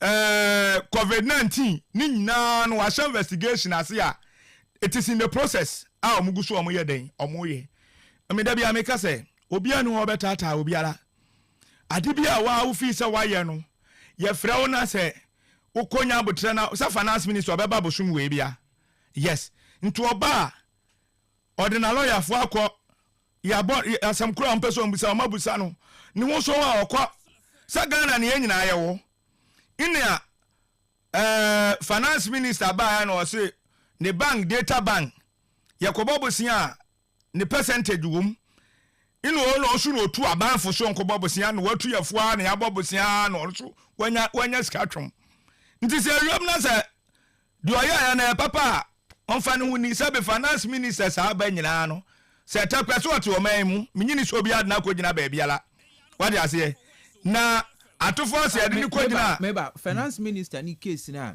OSP in our work some no this ni bond issues na they was a part of it. Kwame na me alleged corruption bia wo free there ambulance spare part issues na dey na no hu won bi na me kire o say sisi ana onala ote he fa UK ana o he for ya tanampom nim ba bi o so UK o so some do or sano yaraba okay some month we no ka so be ba no okay nto ono na ba obetimi a kire kwadu kura de be bo no no ni me de Kwame na me I don't believe in say kwachi obi kweyese I don't believe in that but emra so wo ho nti se ye frawa no ncha se obi tata wo me ade ba kwa me suro wi ase ni police station me kra da mo ade a me suro police station so oga se wo frame wo police station and I remember police station me suro because me nya boni biara me ba police station won me gidi se wo de me ba betum e bia na e bia ya asem to so me nko ya de boni biara nti so obi frawa me gidi sa de en no ba bia asem ne da nyina no ye be hu no kra den ewom nti o man pani jo mahama emaya ye nuanom maya sanitary pad ye de komom ni nyina ya asem papa ni nyina no ya asem papa ena me no kasa first na momo kura nkrofo ntimi nyo Kwame na because we be who concern be 5,000 be 50 something almost 70 Ghana beko but na me no kasa sa momo part ni nyina ekọ Kwame na $1 na so aba from 13 Ghana cedi anopedi am rare baby na 1330 na Kwame na se wo yo ba tan na wo ba ko suku ayetua dollars yibia onza Ghana bi mu school fees yetua dollars na ka bia o the $1,000 impona utua first no ben ya be 15,000 first do be pona be ya be 17,000 because dollar ni ko duru 17 first say cedi sir yes nti na kata tam no be hia 17,000 but na isa about 13 a wo be hia 13 nti sika ni bia eden ate nti wo so nwa eden ahenham spare part be ko fom na me hwe say yesi anwampo aba fom oh nti petrol ni so aba fom e bank kakran nti Kwame na empire papa ne mo mampani say petrol no ebe ko so aba biem inflation no say eba e na bedu 21 kakran ka fi be ko na wi empo na aba na ya keye but e bia na sam say no onim say aba na ya be haninti on support ba sam de obi ade bia mka say ono so ba ha na ni je so ne me ba because me so mani je sam ne ba because to kwa na obeka say Kwame na say inflation about 9%. You for politics in Tunchen. We better say NDC be my idea o. Na BNP before no go as because I'm the call for 54%. But nyane sir. But wo fi abrem no 54%. O say ko duru 54. Wo fi abrem no dying. O fi abrem na bro 20, bro 26. Na bro 26. Na bro 26 na say ya buy 120 days ya 5. Kwame na simple matter 120 days. Go mama magical 120 days what 5% in per free swa. Yes I 120 95 free swa. Ya ma be 11. Ya there's a free be inflation 0%. Urade go mama. Oni ato forcing. Oh in fact Kwame na nda me tene ba bi so obi say ayi Kofi Bantre na Kofi Bantre na mesre wa say Baumiane reserve gold for reserve no eno na kwaji gold ne ba ya nti na ama dollar na e from na Africa Baumiano ko ohia election Kofi Bantre one Baumiano na ne hia election pa gold board na sami jamfimo tutu niema na niema ja regularize niema no na asha niema mu ma na gold board na buy Deben na yesu ba Deben na dollar na te Kwame na ya ba Deben 120 days ya inflation 5% free so gold board ne dey say ba yesu say yesu ya bai ya ba yen che yo ba na dollar da 15 17 enso na about 13 so ya ba yen che Kwame na ye ba ye nche ne ka se ye betua nkwala first year school you know ye twa sika to ma mpani si sika na ba kwame na Women's Bank me mama this year Roberts and Robuni and many bri me yama ka Women's Bank ni pa ka me kwaje kakra ma no asa de ahye ni dwatrem so ate ye intiniam a ye keka ye ni nyina no ye gu apon so aye den ye company and first time in the history district assembly why ye there because ya company nyina ye yi kwame na ye ntimi ntina wona sika de beba me ye de ye mpuntudwuma no ni akape na bi na number bi ehu puntudwuma bi omoye nti me de minim say di omampani ahase a wo ye sie nyina ye bompaye papa ye de tai na chi a ni enya ye mfa politics nto nchen a ni ma be ye kwame na judges a wa form yi mi wura ahwe na mi wura fi amasma hen na namoa kwame na ye fra no judge Justice Fripp Bright Mensa okajaje sa yabo omudin so enche bia se parliament bie na se yekoye omo 7 Justice Fripp Bright Atta oni amasma etira se me kokoti yaba no se enche amasma ebenya AK first time in the history ye benya Supreme Court judge bi bompa emposeka o mampani mpoma nye main Chief Justice, you know. On two more to in few. So you know acting. Bafubani, so no acting. Okay. No, no, so if you're quenim. Oh, it's in compa Bafubani, no. There be Bafubani co pension. And to qua, Naka Justice for Mensa. Brad the Sam. Papa always say, you know, it's how much more forward for you because who could diagro how much man one way a Supreme Court judge will run. This year, no, and in fact, many a J. Oh, ni nyina ye. In fact, near me koyi. Nti ye do mampani ase. De wa ye ne de. So what to say ya number pastor me na de. Okay, osio. De o mampani aye de so what so de akeye. Na ma me hu no ba bi obi say. E ba de ntina de o ma say. Onu e man ho percentage na do news fu mpa man 50. Do news o manya Ghana fo a. So me Ghana fo. The January is a man 52%. Or Miss better guys, mama 89%. Will be so better. Some poor people man bear 70. So what I say, maybe I'll come now, so be man 90. Nina Ghana for. What's that? Ghana, the way be any perish. There be a mimicase. MPP Tessono.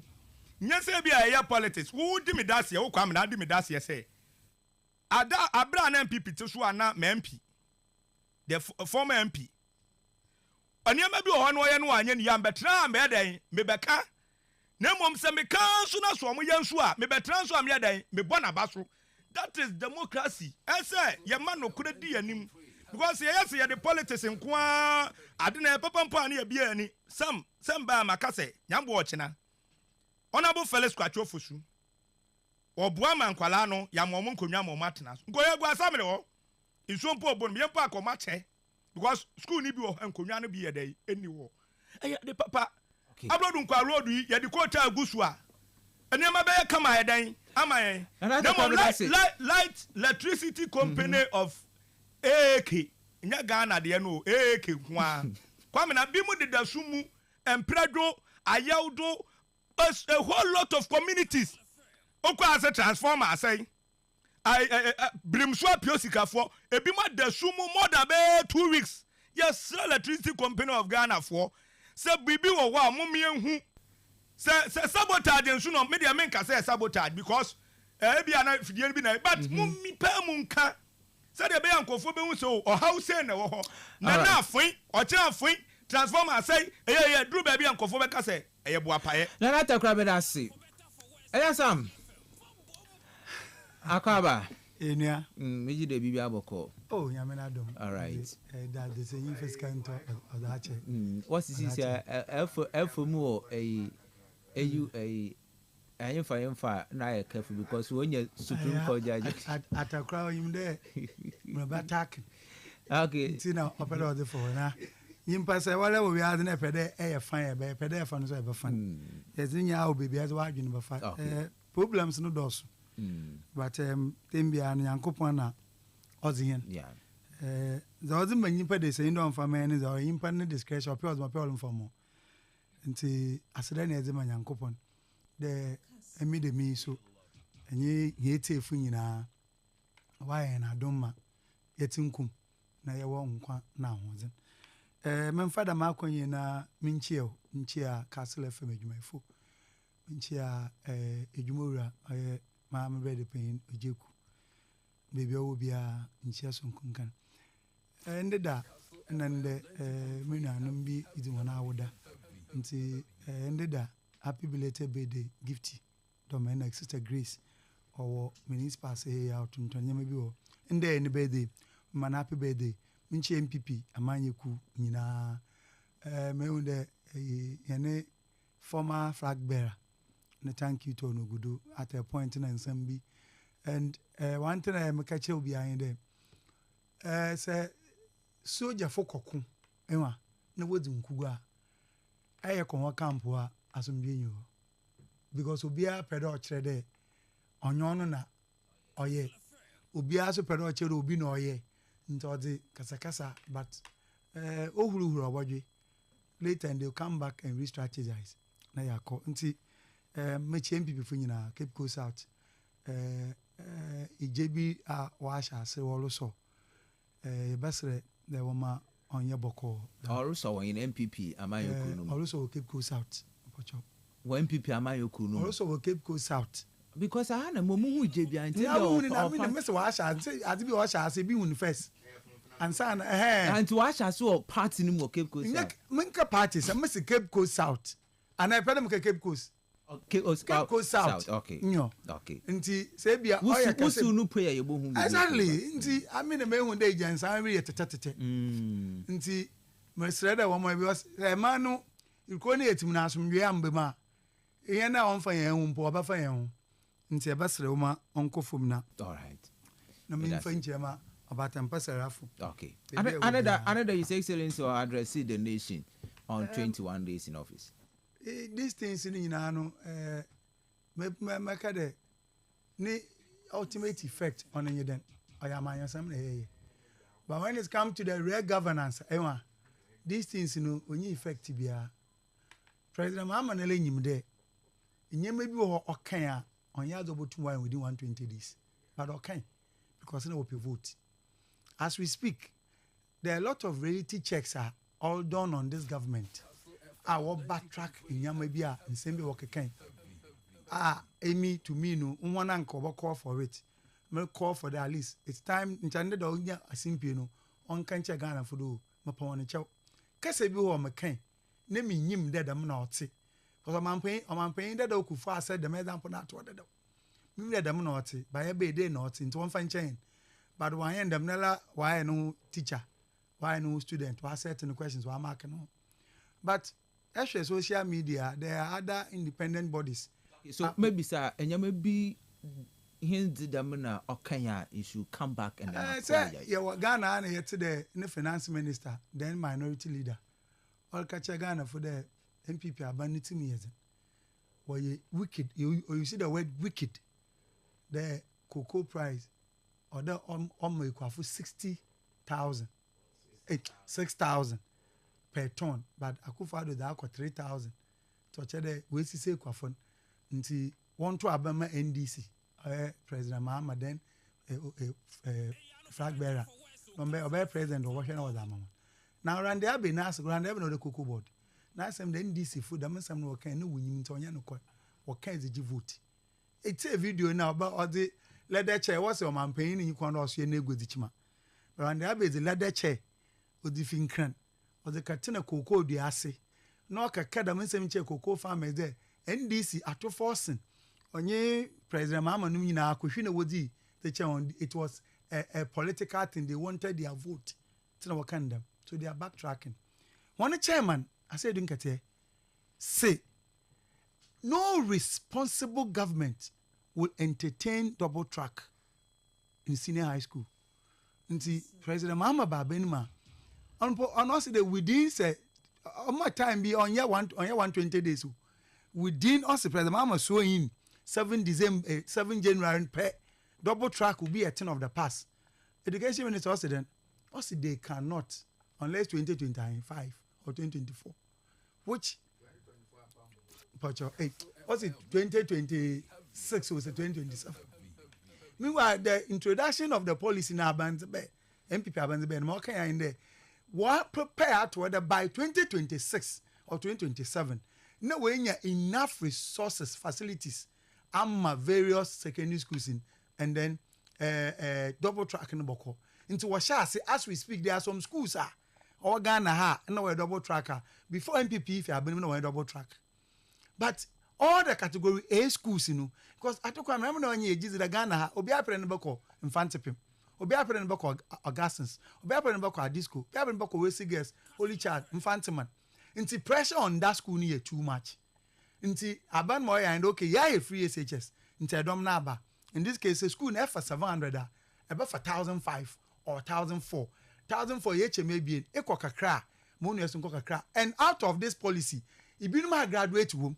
But because of politics, some of academia wasn't one Jiminti, almost one researcher away and what should I when you was the colors even from Munti, would they started speaking against this. But I thank God today, me we bushing far, saying ya double tracker into school be to them fantipim. And now this go one young ko because ye in yeska. What could be where we say some of them are in tertiary institutions will pursue other courses or the Bob Wibusian. So in Secadama seminar backtrack, President Mamma didn't want to one cadama semu. There, as if you are, you cut on ye, and see, you want to man a baby in Obe or Tredo. Or to do be I just 111 or Gina Hawker in there. On the priority in there, what BCC hospital, over far nurses, a Juma. Rather than do busy hospital, I just one ambitious. But what is he saying? Also, Nyama Papa be MPP Abani Akufa the Mbamot about to or made mention of Agenda 111. So it is high time a man your fool. Say na sa Agenda 111 on yard born into or cheddar. It is the interest of the nation. As come use them the NT. Yes. America some in same be what can 120 days in. Okay, Obe went to 1 year. Backtrack, but the president or you're faithful to us, them America there. Then mass some. But some made to see actually strictly to what the president on noting it down the 26 point 120-day social contract with Ghanaians and so mention them one by one to me. Okay, so I will mention them one by one. Say a better constrict by data. Ewa. Yenzi ebokra na matro because I don't have them because me there some of them are just political talk. Oh, okay. I said in Kete within in this case if we use one chairman or the president Mahama or a responsible government because double track is still in the system. Okay. But one kind of about within 120 days or no chairman 120 days. One count I wish they made them video and I said in Kete a stand Joy FM Joy News Nyana Wobo. As I say one count on okay there. Will be sending to a Bible just say no responsible government. A Ben Biara or your papa or entertain double track. Now is this government, President Maman Aben or entertain double tracker and not entertain. So hey I took him now. When you have to cry and now pedo is smart. I'm meeting a sabi muhu at the papa. Atasi. President Mama or promise that will be a honor but we also will be living or bobuchu writing tax, we live correcting tax. Atasi. But at a correct casano, or yes, smart. Also, the electricity no IMF conditionality into onye this 140. Now, NPP by Benim 2017, and there was net freeze on employment. Especially education institutions, well, that ball, ban on employment is still in force. Still won't fade you, but 2017 NPP by Benim fun kofu. Why? Because a responsible government up there no man for you IMF for institution. So you go there and then talk to them. At the NPP IMF policy na NDC we went there to extending kakami. So that allowed us to abaze yetumi ya phone nkofo adwuma nti sɛ ka kyerɛ m dɛ IMF conditionality bi nti na ɛyɛ adɔte dɛm ade yɛ ayɛ wɔte dɛm etimɔde na adɔte dɛm ɛde ma wo manfe nti yɛn yɛ di ne mbɔ nsɛm ho a no atakwa when you were in opposition at 3% increment to electricity energy minister na say why na all fight no abogina opposition some na leke nyina na odro kuna no because he is now fighting against it is abogina po versus abogina po it's any kase na you told us that President Akufo-Addo is the most wicked person to impose 3% electricity that time him there IMF na IMF MPP no kwa IMF as I say IMF time no do you the MPP increase electricity by 14%. And IMF conditionality, watch them no increase electricity. Maybe so. What them conditionality now? Read. What's adjustment? Adjustment could go down. What can adjust something now? Obutuma ko form.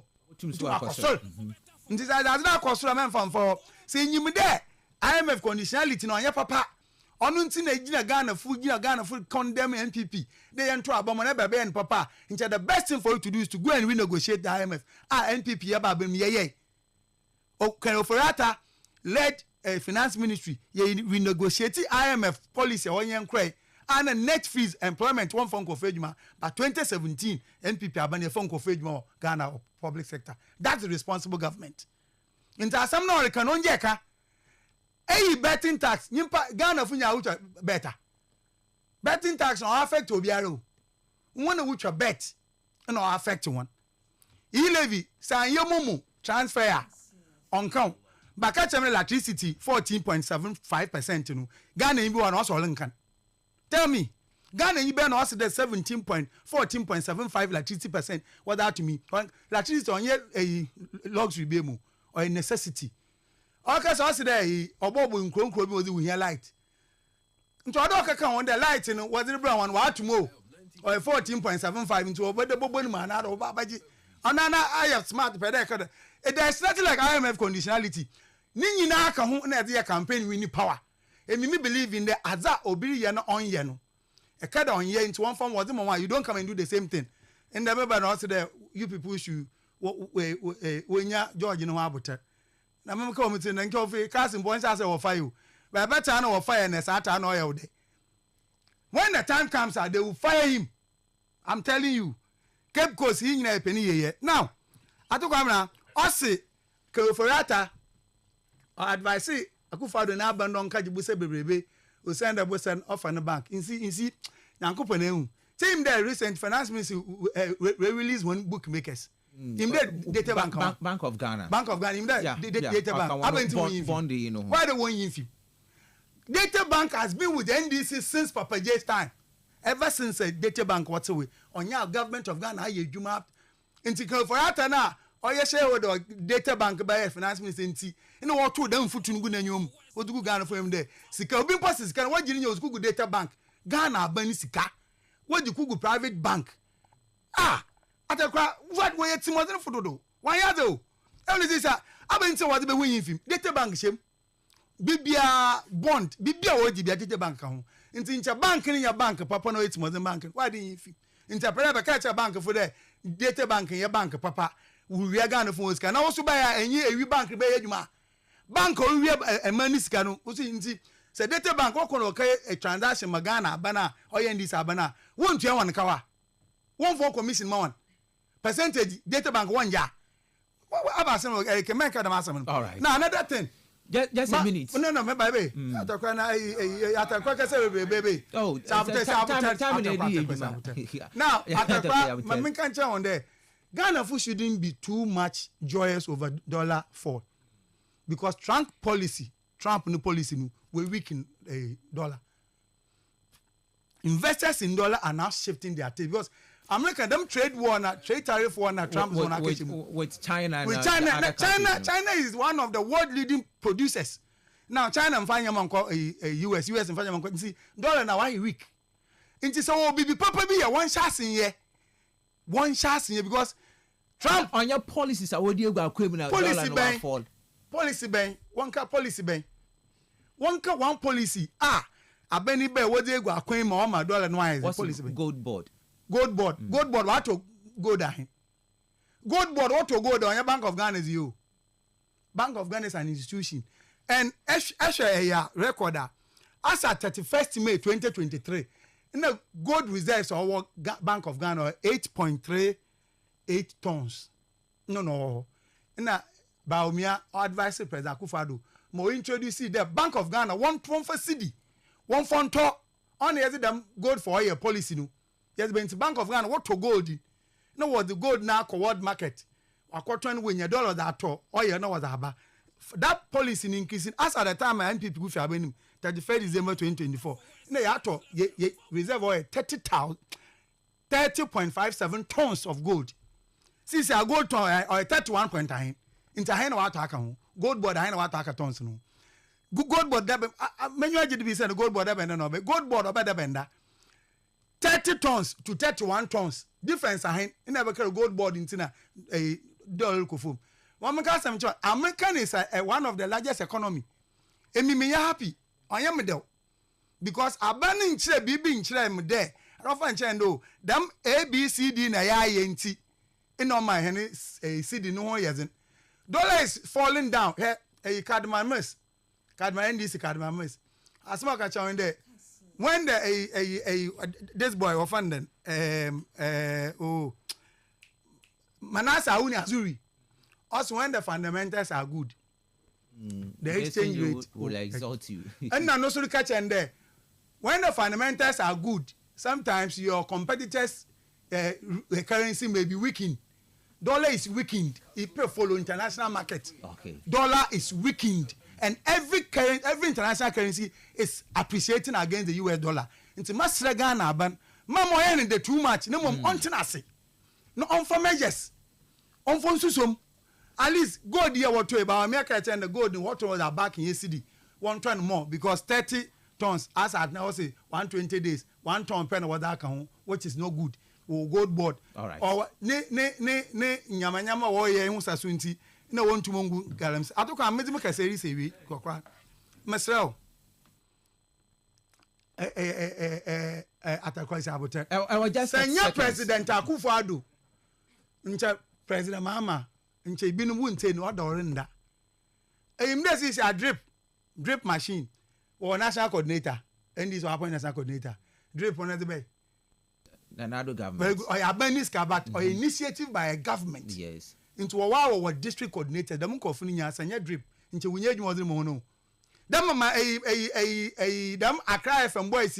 What you did work come Mugabe mass and what did the one cast on into Kofu Bay de. Yes, I'm Medasi. My crambra. I guess of almost 18 minutes. Medasi. Medasi. Mobile and say, I Yabutel. Another cry. That is been. I come in within 5 minutes. Hey, Kwamena, say, and me who dream kakra because some minim say, Sana koye, but another way one where young canokre. Says ya some person what say.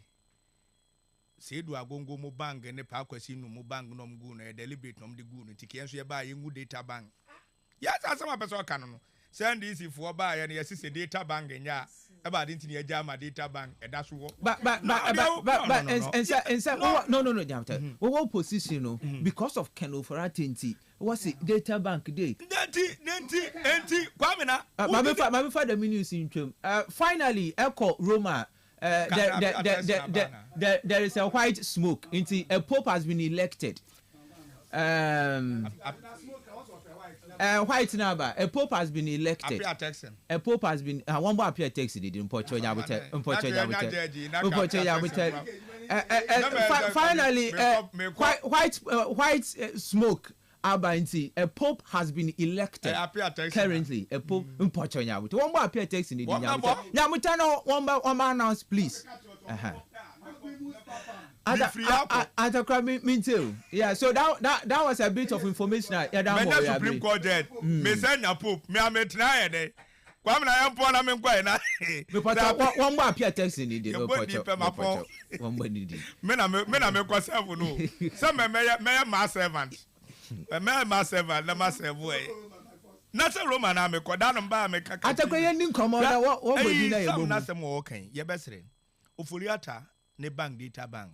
And you'll be others who Baby Gun, Tisam Nabotre, mo na mo be ye we ekwan mo fa so a banks bi wo ho a mo no mo fa so di ye no a ye nyina ye te Ghana ha no a 9 billion o se debate mi a she bank ni ma bank na nya ahoden no mo ba mo fa 19 billion Ghana for kasa ni nyina ka ho na mo to abeti ai yi levy asam ka se enya ibia wala o former a candidate Alhaji Mahmoud Baumia o si yi levy ne kan ade ma titire a MPP former area den e di lusu ye nti kwamina se dwoma ama yi afiri wana ase ano de wonya ade na enema o kan ne nyina na agenda 111 kwamina ye megu data bank because of MPP egu sedu agongo bank egu pakwasi num bank nti yenso ye ba me intimidation say I don't believe in that because emfa so bia kanoflato Ghana ni nti samo ma bless na mo yes an yema na eno kire say tezi ade wo kan yu be so kire say NDC fu aja data bank me ho nti say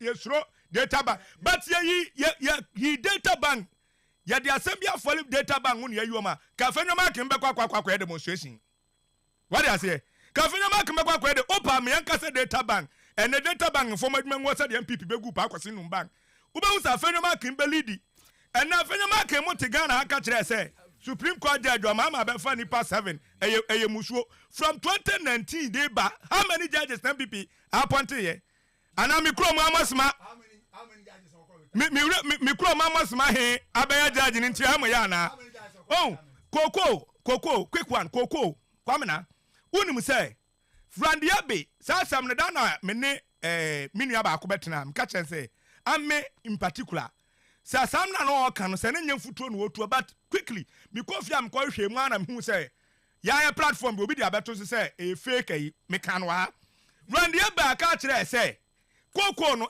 August na boy benya kura be so achen ko divu de ya mompa ye na August ni nu sam e fiti net August e bo so me nsape ya betu koko mu ma wa wani age so what you say intiman kan tell NDC for the koko e shebo ene ya ba ne yantum ya batum yes August mo August ni nu kwamna me ye one of the person say August ri du na say yantu koko manru ba bia ye nyina pa ye ba ha mark my words August about to koko with 6,000 oh na me ka say mark my words because me one of the yam da bia mba me sem papa koko ni bi kwasi ama na hinkrom na ade koko e ho na so anse nti se me yetu koko ma ase me mpa na mepe nti koko no se rande abe oso afa akonwa me hu akonwa bi ode asikem mo de da bia mba mpese mo kansem oh ye be srem pipifo ye papa do mahama agenda 111 okaso oba obeye amuna na kwahe na IMF no see ye ba ye ne unte sananse a ye nu ato forcing wasa ase a wodi nkomo omudi nkomo recently IMF woba Ghana for yes no omudi nkomo ntinya se mo ba ye na eniema amahwehwe ato no de e take effect no yentimi nka se omontwentwen so me ni nkomo ni wie nti de e take effect na be take effect yedi nkomo na wie no na ese niema bi sisa ye de ba beto Ghana fo ani ma Ghana fo hu se ye kodi nkomo no e bia light bay no adjustment na se nya soro nko na ese ekọ no e bia afidi ebi be dey e be ba fom ni nyina munya abotremaye ni ani nkomo opa ye kase obodo ma ama abaso se do ma ama dollar fe won hu nya ba bia mfa afi o si US na US na sam medase okay medase and two last one o say do ma ama ne niam o kan no ya ka say ade na 26 promises eni ya 20 ina aka 6 oh na 20 na 11 ya wo ade wuni mana na ma pad no onye bi e ma pad no onye Antakra medase Sam maminte also within 5 minutes na yanko Antakra mengo imasi of yenda nyame ase I think Roman Catholic will now have their pope now yeah yembompe Ghana for yembompe na on your appear text no ma menyim do on your appear text because smoke na we using black smoke on your papa and say so oya election no I want the man discrimination no I want the man there is clear discrimination that I want to talk about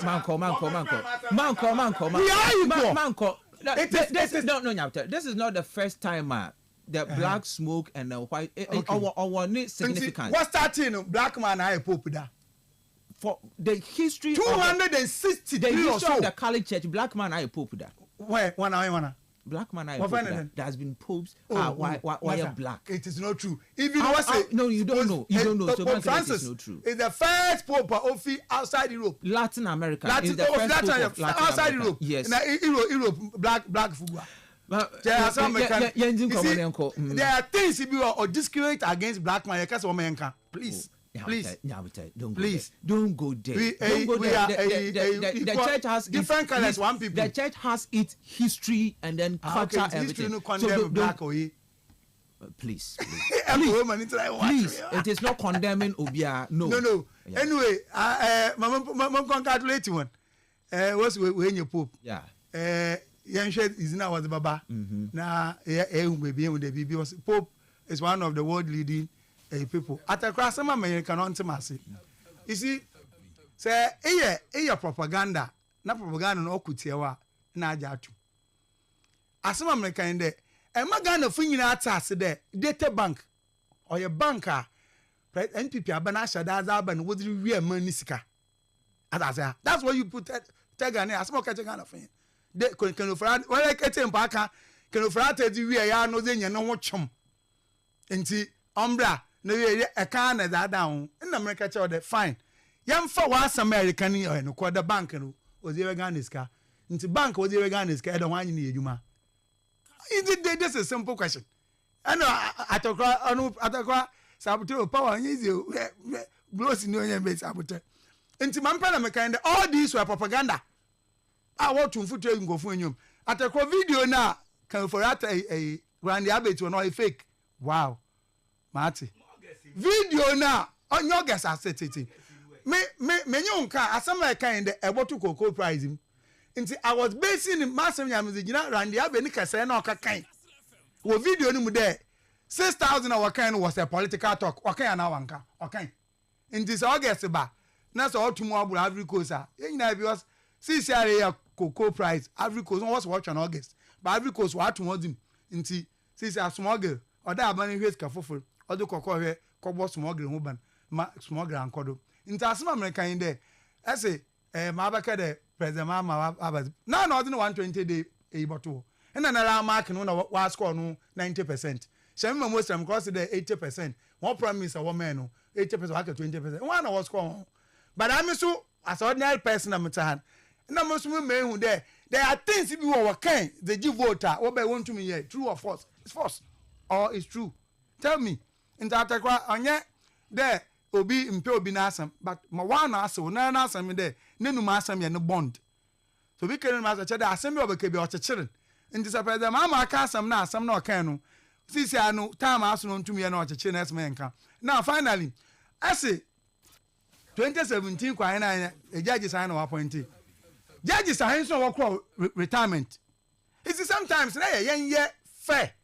2017 to 2025 January. President Akufo-Addo appointment to Supreme Court 18 judges. How many judges are retirement? About 8 judges are retirement. And the Supreme Court in there's a threshold. Obodu baby I no maybe okay into madam no man on ye. On normal President Akufo Justice Afre President Akufo any time what Justice Afre go Supreme Court is for boy. Now within 120 days appoint 7 justices more nka. Me wa wale journalist there. Our appoint one why nominates. Na them parliament your way one. Adibia man pay go through into your process. Let's go through the process. Oh, when nominate the flow. Parliament no one. For the president. He has overwhelming 2/3 majority. I don't know what tackle Supreme Court and Sabah can be. I mean, them Supreme Court in some impediment because or promise or your promise and no deliver. And in Canada, on can 120. I promise. I promise it. NDC lawyers. I will call a conference will hold there. The bench is not balanced. Okay, now wanka. Maybe so. Okay, now wanka. Oh, atakwa move flow. Or promise it in Oriya. So be asabo. Nay, I show that to Abaman Oriya. Do you cry over it? Okay. No. Or promise in Oriya. But the fact that everybody play mischief in support of what you have done there will be appointed there. Now, Supreme Court judges work on retirement or you please. And moreover, constitutionally, no. Them on work at the president, mama home from constitution, baby, on your ceiling. But now, no matter more come or blow opposition, or say, which I'm the quoting Martin Pegu or Ketcher and there to the appointment of Supreme Court judges, he will leave it for the people to do it. Okay. I know masama, but this 7 people no ya, you know why. Inti masra atakwa there. My yeke no obi anchen obi a oman Ghana na ye hwe ye. But you know that you and I cannot appoint a Supreme Court judge. It is through the president. Inti so obi ye bia na se e kedo ye tamfa another yimpa na yimpa bona. Do you do the same thing? And now President Akufo-Addo na appointment oye no. Ibi you offer mrem. So why then atakwa this atakwa get simple wa ka bi. Okay. I say, but the security agencies, especially the police service, work 24 hours. So how come they are going to have a 24-hour police service which already exists? It's a shame when it suits them, it is for NDC. But when it's against them, it is NPP. When they were not able to remove the COVID-19 levy, they told us it is part of the conditions to raise revenue for the country. That is why it has not been removed. But when electricity tariffs go up, it is NPP. Inflation rate for December 2024 was 23% and not 26%. Okay. Also, the question we have to ask ourselves is how come fuel prices are coming down, including the cedi to the dollar, but prices of goods and services are still going up? That is the dollar question we have to ask and get answers. All right. Me da say ewo won so dia eze aba hwe ade na me yifo na yenko yenenim. Hello, my brother. I totally agree with you on 1 year interval. That will make us assess him well. I don't think 120 days in office is realistic. It's just a political gimmick from Abattoir. Abra. All right. Abattoir Medasi. Please, Agent Suman, let NDC know that Ghana is not for them at all. They should give us a break. Enough is enough. Richard Akotocher. Richard Nsonezi. All right. Okay. Eugene Abra Nusuni, please host. Don't forget that Guta has praised the government for the good work done for stabilizing the cedi and inflation. Thanks. Okay. Kamna, you allow the MPP communicator to throw dust on our eyes. You ask him of 120 days social contract of the president, and you allow him to set his own questions and answer them. Was Coco okay? What I say, Comrade Taylor. What I say, aye. Good afternoon, Mr. Host. You see the inconsistency within the NDC party. In opposition, they said the rich should be allowed to pay for free SHS fee. Now, the rich people cannot purchase part for their awards. They should. Why should we allow a whole president to throw part up and down? From Jonathan Otu at Tabazi. It was part of the lunch. Or 2 course rule before my or lunch in Tinana or 2. All right. Yanko Yenenim Elho now exactly 25 past the hour of 4. Yan fast then be informer or a bet way, bet influencer or switch bet no every channel share code and 4% on it. Or into share your code with friends and family, loved ones. Now one so ye a winner or Betway get way more game pack cool shop. Just pick one number now 26 to 30 times. You stand a chance of winning cash into your pocket. Or into that star 946 hash star 946 hash. Now play pick one cool chop. You for chop some too.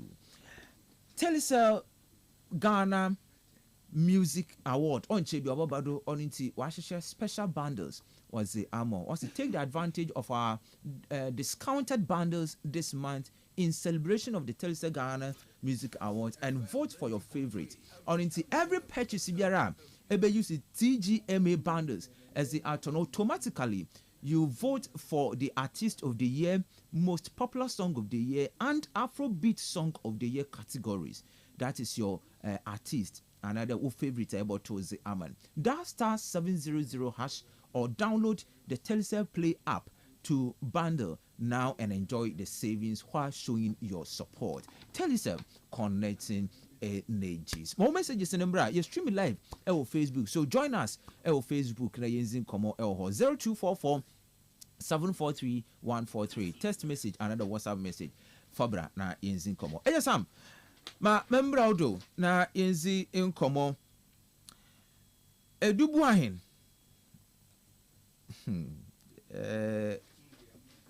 We release another odi a memo. Aba. Ochade sikana wobon kwedu wo hono. Ozibitua allowance ma parliamentarians. Ozibito oye car zema the president-elect, the current president, and other expenses. Yes, Nkomo. Asan mete na mura na waho, but ni nyina no information attorney general is bobon. See, National Signal Bureau is embodiment, a part of the national security. In the national security budget, one discuss of public. Because anything bothered with the security of the nation, okay. So there are security implications in that. Remember that issue now, Attorney General, and I'm impaired about because our national security issue. But when we know them are pardon so free there, the state a man a using no way no where then which one has it. And you so one turn or a young guy or one back or we bushia. A channel of pay we Attorney General and say when they were prosecuted boy no we won't come for we or today day. Miwano then came there Ghana ambassador say ubi oyebona on your guilty until is proven guilty by competent court of jurisdiction. And from what is happening and what is going on, Edubuahen a filed suit defamation case against Attorney General. And the last was what court Attorney General asked him the one sending for 7 days so Saturday. And recently I'm at attach and said Attorney General can amend the bacon. It's a whole lot. And see. O the baby one kasa so wen nyam say wo ho kwan do de bo ho ban until he has to let the cat out. But Emi masre in fact assembly can always because of a national security issue assembly so court now assembly no court wa bonu ko edu court but the way Attorney General all verifying no public court of public you know. What's evidence about public? But the case Attorney General the choir no 40 what's it 49 maybe charges no scandal charges or border around 49 or that was be in fact master government communicators sometimes it should be or tell you won't say about no usual manner when the digital macros they have to do 2023 now do one closing account all these things doesn't matter. The guy is now alleging something against the state. The Sikabi national security scar, was the big anti-terrorism. You see, or expose the security of the state. Ma other word and I be oh Ghana cry to the skade ya. You see, they have to be classified. But yes, in general, if Attorney General, Asan Bobina, oh, yache do boy. Another yes, I suspected wine. Nti be an applicant, you are picking. You hearing some, you hear all this is in court. You end there. Oh, yes, an court, and these are the charges. But I say the white Attorney General you see our press conference. The guy will have no other reason also to bring this out. And this adamage we need to probe it. As a nation, sir, President Mama, or Pedenium Benyam. On this case, he's a kind of mobile fool. Ghanaians are annoyed.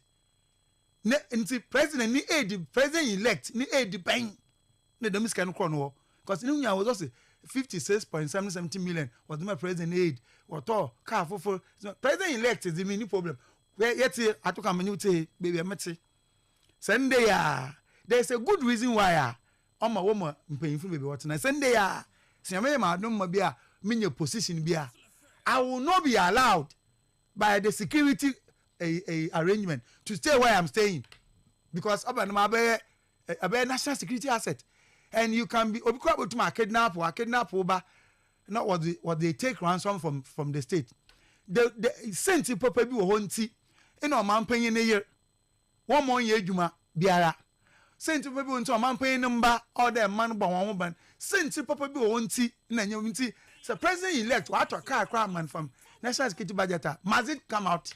But because of the way nyimpa no yakone yezenle fado ofide e man yi gu nanyi ase se man na mo so mo won mo famra because position akono kitane no so this information why then so on twa no court to no why attorney general san twa no court and say obaka chane oyewi. Okay, do you know what is in a media space? NDC be as well say pardon oyewi we see them bebre all these things you read in memo it's not true.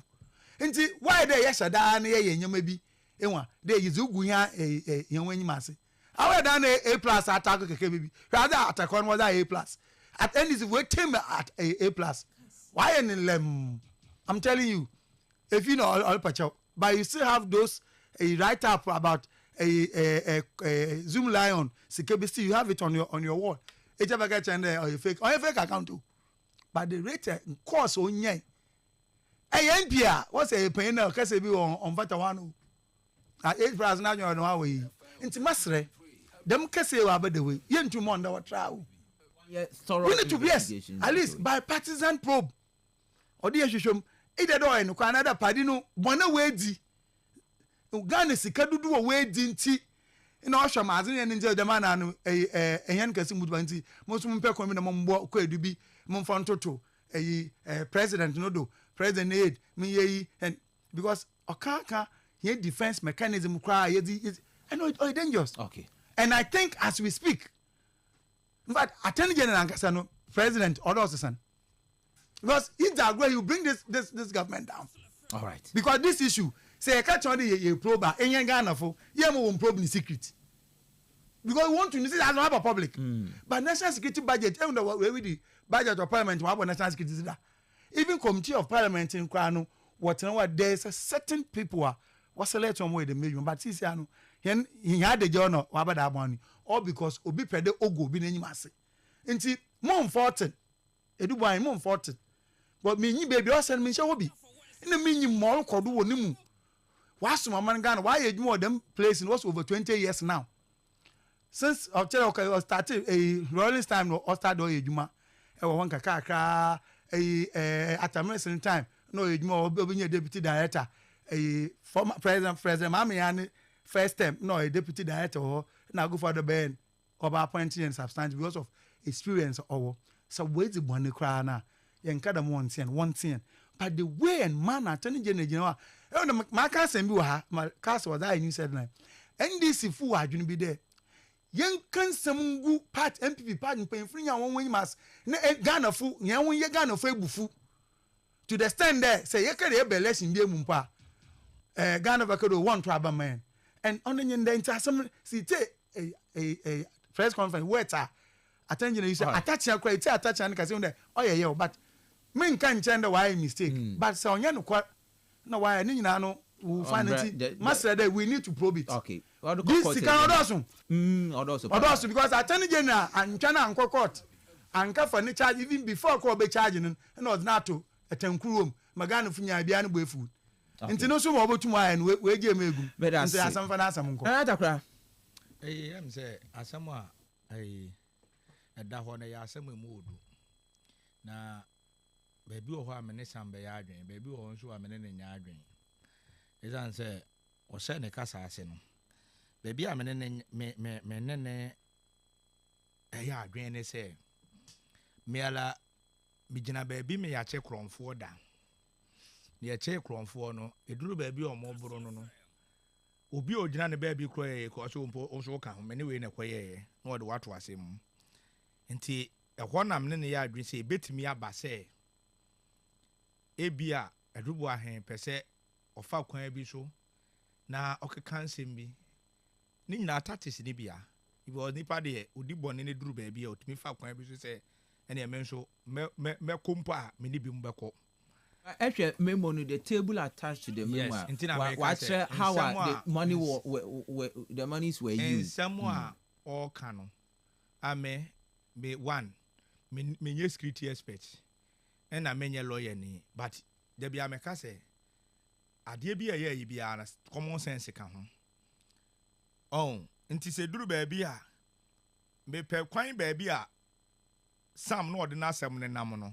Because we see a former president a friend say presidential candidate be ni aid and as a man aid and nobody but says some no ye di duru baby a so kwa na ne o man ne duru baby ni atigu and akwai o mo chen sexy don so te say duru baby din obobo say o mo no mbo ne pa kra na do dan kwakufu adu din bem so te yes nti me nkosa tangent ni because asam na da ho no me de ne say sika na ye ka ne ye sika kase say ya na ye ka sika kuma bi dia but sika ne ye sika kase me interest am wo mu a ne say kwa me na sika no say nya kwa papa so ene ye nua dubu ahen wa fa no wa fa sika ne dia omonje nemom say de ya ka no eye adwuma ne mu niam na ode aye nso ne hwehwem na say adwuma niam nso a hallelujah bo ga na ha no kwa me na edu ba bi a hwe wa yo misika sembaaye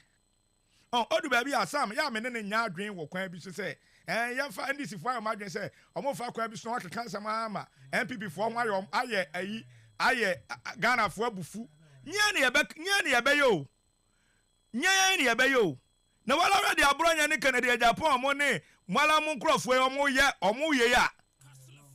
ye ya wala si smoke bi ne niam ne masa sisi apopa benti na me pesa ka mekai because apia minyane apia taxi na oh tie apia taxi na oba no me fitie bia na swiki ko na bia me ma because apia taxi ba dia mito me na Supreme Court judge masanya popa me ha ne say presidential spokesperson na kamera me ha no podi popa ba dia me ko Vatican ko ya ma say all the way mu display no na me dim nti dia kan say yenu adubu ahen obiala ntan adubu ahen oya mabusuani aka mepe because me da bia me ka say politics na ye no ebi ma bobre duru ba bi o ya na politics nti ene ya mpese bi wo ha na yakate ani asam na da ho no MPP fo so duru ba bi a me nuanu mi sam ya mo no mpanifo ne nkasa because bi bia nkoka papa anya kire de odu ba bi a de we abi mu ye no obaka za to ne je no e bi a oye dodo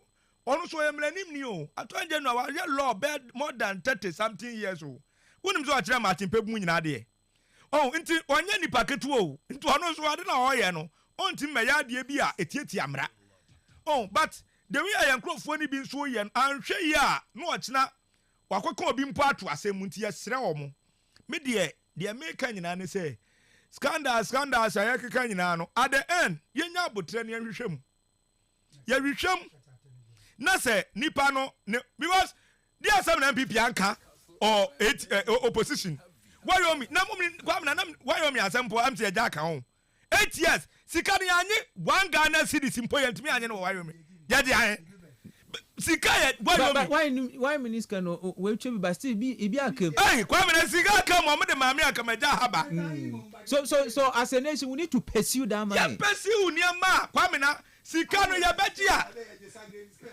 ye de sagrame ni akwaje ayi ofoliata ne spare part one akufuado ne ba ni ye gigi ni nyina kwa me na ye gi ebetimi dia ye mpuntu dwuma agenda 111 kwa me na se ye wi a hwe kwa me na abrodu nkwa hospital mi duru na me raho because we share the straight hospital bi na dey compare ye de ya na me raho na sika wen minisam ye nimpote se eniama nyina enkoyie but mpanifo no district assembly sika bia ni ho sam ho no sika bia ni ho nkrofo eniama enkoyie nti se obi adi bone na se sika bi won ho a yanye na mo me anya adwen say ye keka because me nuanu man this for mu tie ne ye said ya me ma betra America say why yo mi sika kiki MPP ba o manya yi no say ehwe be ye dede say ya Ghana for no mo ma 1.7 million no so mra bi MPP betra unprecedented 900 and something difference e bi see da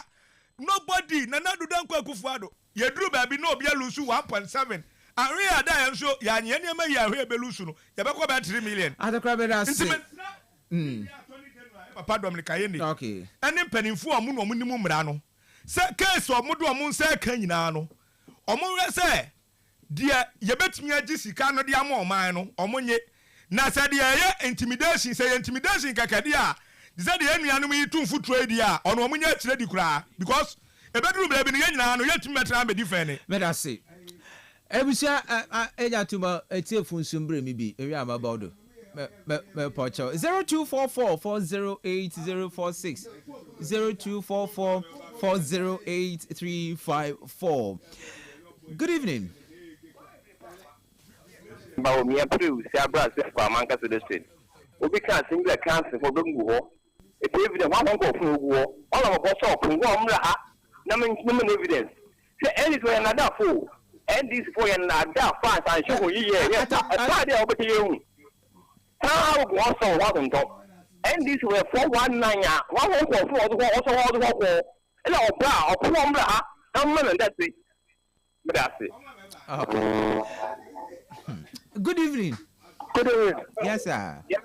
I'm going to come back here. This is a baby to carry. Mama, we were 20 years. For 20 days. I was a power tendency. The class of Bona, when people went to position, I will not open. No, to my get to be. You must see myself. It was who knows tomorrow. A day to be, you know, this is one of our do the miracle.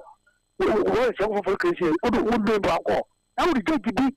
You might see myself. Huh? Do you can't go for me? Oh, yeah. They will say, oh, yeah. They say, the man you may only miss how we get to be a push out. Now, but the track. It's only now, but that won't come out. Oh, you know, Mama. Okay. Maso Medasi. Good evening. Hello, good evening. Yes, sir. Yami Adumo. That's one. If I know me, Yakra. First, you know, I can't send you I am in them. Me first, I do not make us my order. Put your market. A time I said, a vice president, former vice president. That's all I got. What's the way you know? Dollar no, watching on the kino that my IGP no. Nonya me pocho, onya. Member. I can't say man ability. The scanners in a chain more. We sana na judge no. Ajaza. I can't wait no. Na e ka chere nde wachi dollar no oyanyin. Na ande so no oyanyin. We da nyame ase. Mo ye no nanyi me ye hwehwe de o man no no mo obeye ne nyina e benya tonjete but one media phone a binama wakaja aparifu anu akawuma eluse bia ye no politicians so ye ka some ye against one because under dollar wa go for me e binimu le ka de e bia after America no we for trouble so no o ma de ma de no ye okay e wa ka de wanya no kwa so tina bi so asira basura ye am ka de won basura so basura ye be ye de ajaza but abai wa promise nyama bebre de obeya me anu ne ye twetwe de be mo nyama no fo ngu claim na o ma dollar na basis ya be mo 30 point something no on se na be fo mo fa mayen no onje e bia $100 no day dollar na dey sisi ko market e be mo to na no okay dokun no mo to na to ne afare ne emu no mo to na to okay if for me be so question na call be some question pa Dr. Baumia okada watch dollar no or the key na kama IGP another one ka let me say okay but that time dollar no abo po okay e na say na ma ka o ye bonu o ma say di mu ya but say oh the me ka no ayo bonu o de A time I can't imagine. No, that time no dollar no. No today no abede. No Dr. Mahmoud be about me academic seven. All right. I just that. Then this one under the come for NDC there. NDC why as no. Mo nipa na yi asana be mo sana wa go for tea no. I don't know they can sana any my judgment. But say the man there. Since I get just for you for that my NDC. No, I will not allow you to go there. I will not allow you to go there, please. NDC, what about money na dollar no wahin, sisi or wahin? Why the young piano quality? Good evening. Yes, sir. All right, Captain Mintio.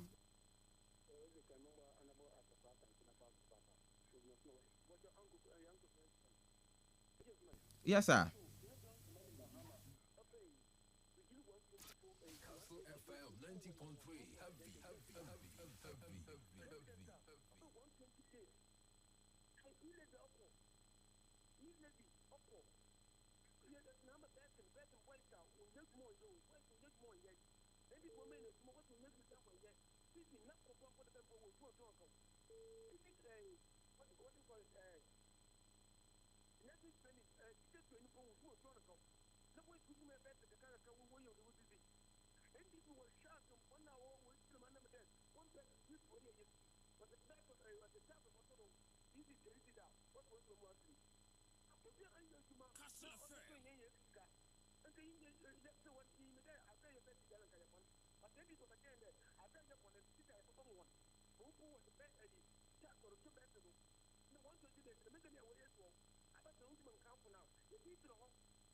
Okay. Let us see. Okay. Yeah, good evening. Good evening, Uncle. Yes, sir. That would mean too. Uncle, Uncle, Yamima, but tell me before one pen of Qualca. Fian Colel, Camus Marco or Taco, but Yamima, but you will give up a pepe. Only Yami be sure. Mon command Sunday. No brother, Sam, Ossie, Attorney General, Obey your mamma unity. How do you need it? Only need it then because we setting Ghana and Damano Doko. Ibia you neguma pepe or money on 20 temple friend. It is Attorney General neguma, Dama President pay Dama Ghana yapia. Oh no, only the no so no offer no, your mama no or appointing no, Akufa no appointing no. On each other we need it because if my pan all Obama Ghana in water in it no MP before. One can kakra upon one show. Good evening. Good evening. Yes, sir. But your family, because of your family. All right, Papa, me too. I'm going to Lambert, empty in everyone. King Yao Kasa, what's in young Ghana food? Oh, I said, oh, Kasa, don't see saying Ghana food, Ghana food. I know what you need, I'm magic. Let them watch here. Me too. I don't get the attention. If you in the book, what you say, okay, you know, if you in the book, you know, sometimes I don't know you know that. My days, no so don't say. Man, let's maybe some of them go through.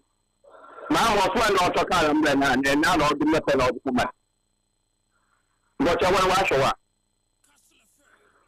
what was it? I don't know what it is. You want to go to myself to the office of this number when I $9,000. Then I'm putting in. All right. That's it. That's it. Good evening. Hello, good evening. Oh, Chairman.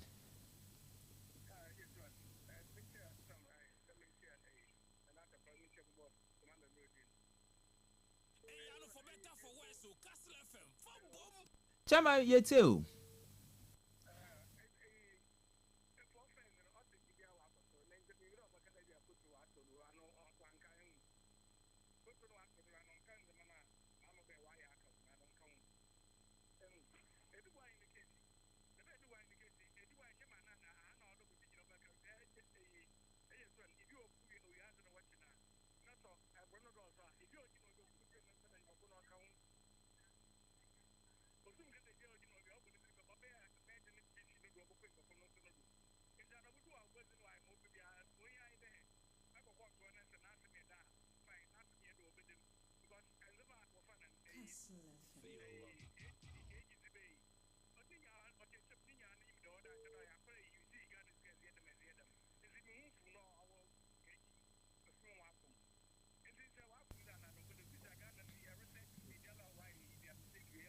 Okay.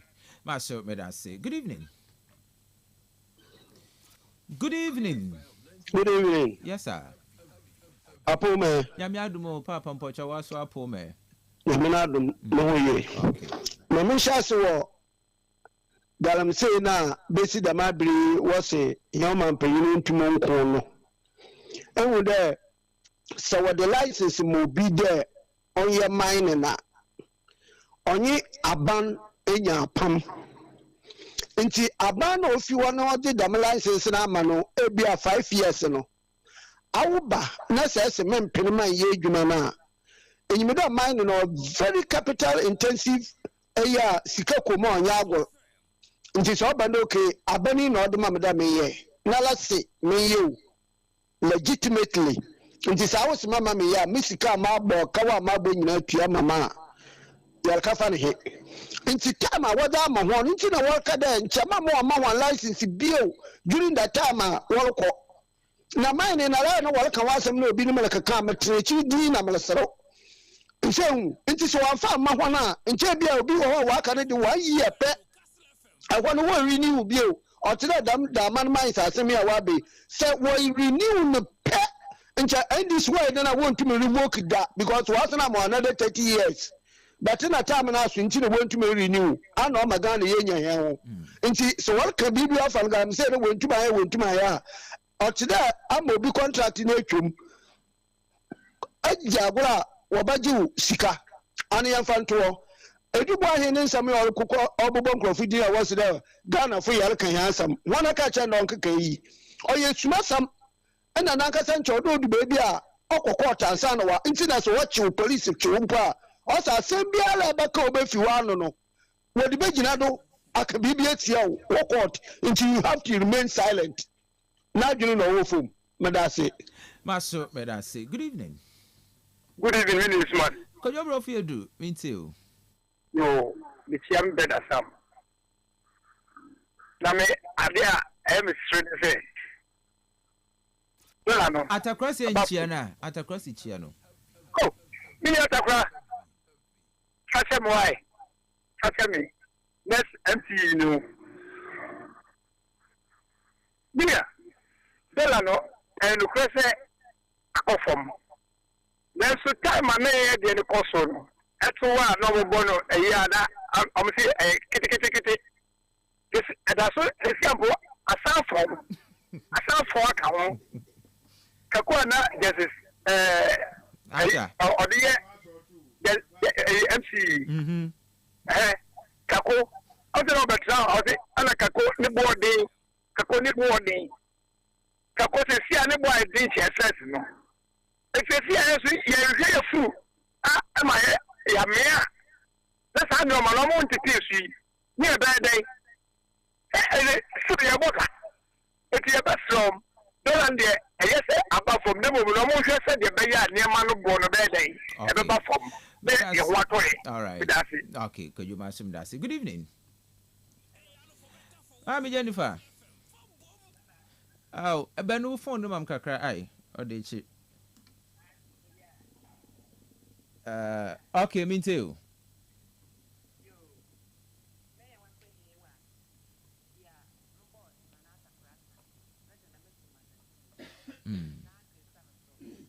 Okay.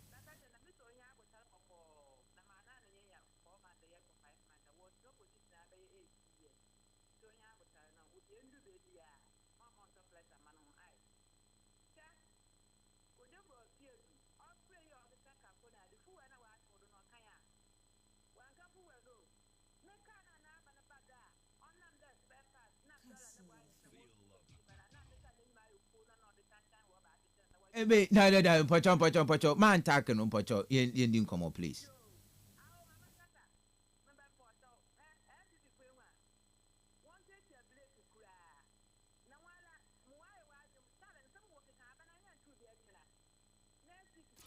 Kastle FM 90.3 heavy.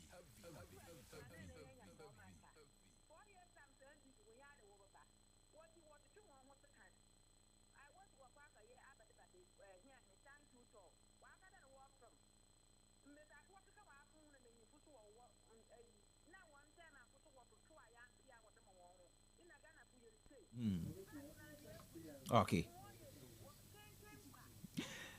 Let us see.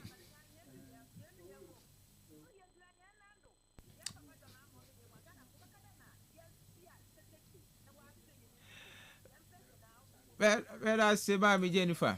Okay, let us see. Ababeyodo, Obiarin Toku be mean too. Okay, I'm excited. Hey, Ababeyodo. Good evening.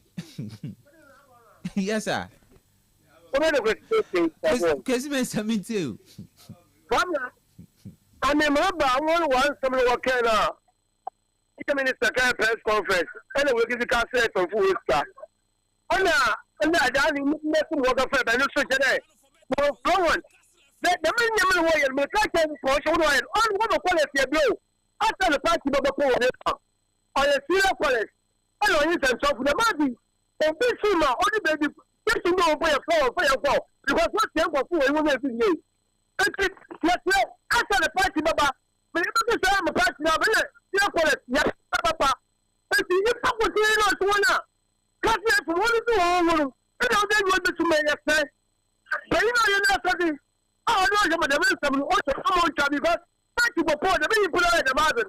I don't say the fact, yes, you're person. And you have a bet, all the day, pretty awesome. But then you have a chance and something I afford. And the way you work out at the airport. It's a million of good oil, so I'm almost going to now. And the friend that you're going to do one year, you need to go on. All right. Because also for them, I don't just person talk to nobody. If he says something, you will start up for September. But I'm not saying, it's the airport, and the other, and that's the whole of the Bible. But then, point out the slow in the matter, okay? So then the man, that's supposed to be a man who had one. I'm able to talk about that's the man about the quality of brother. You have been only in the middle of the let us see. Okay, let us see. Okay. Hey, just a second, facing my family last caller. Marty, Papa. Last caller, good evening.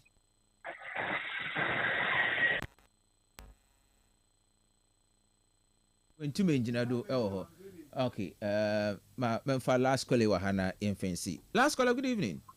Good evening. Okay, Mr. Nkumsa. No,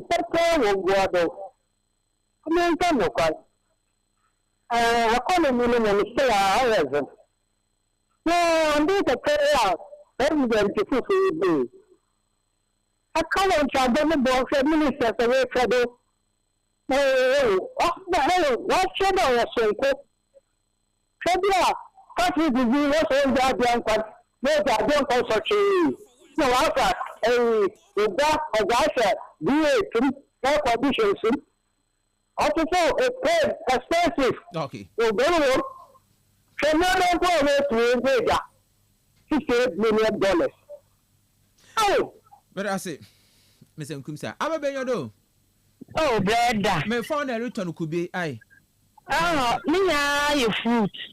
So coming among me too. Walter, all the mobile price. You're getting you, Marty. Brother, Aba, one poor me. Yamiadumo. You're not a pass and Simon. I do. Not a send there. So no, I'm not know. See your colors. Young free. So don't know but no, and Sunday you to me, but yeah, Banner free. Another year, radio. You to my own see one of your cat. It may say for what it's all one she will in what also won't see your colleagues. I, man, after no moment come ask you. Hey, you coming now? Any day, essentially, you are. When you put a moment 95%, all the moment 100% to both massive one. Madam, chain, papa. Madam, radio, you may be chain, papa.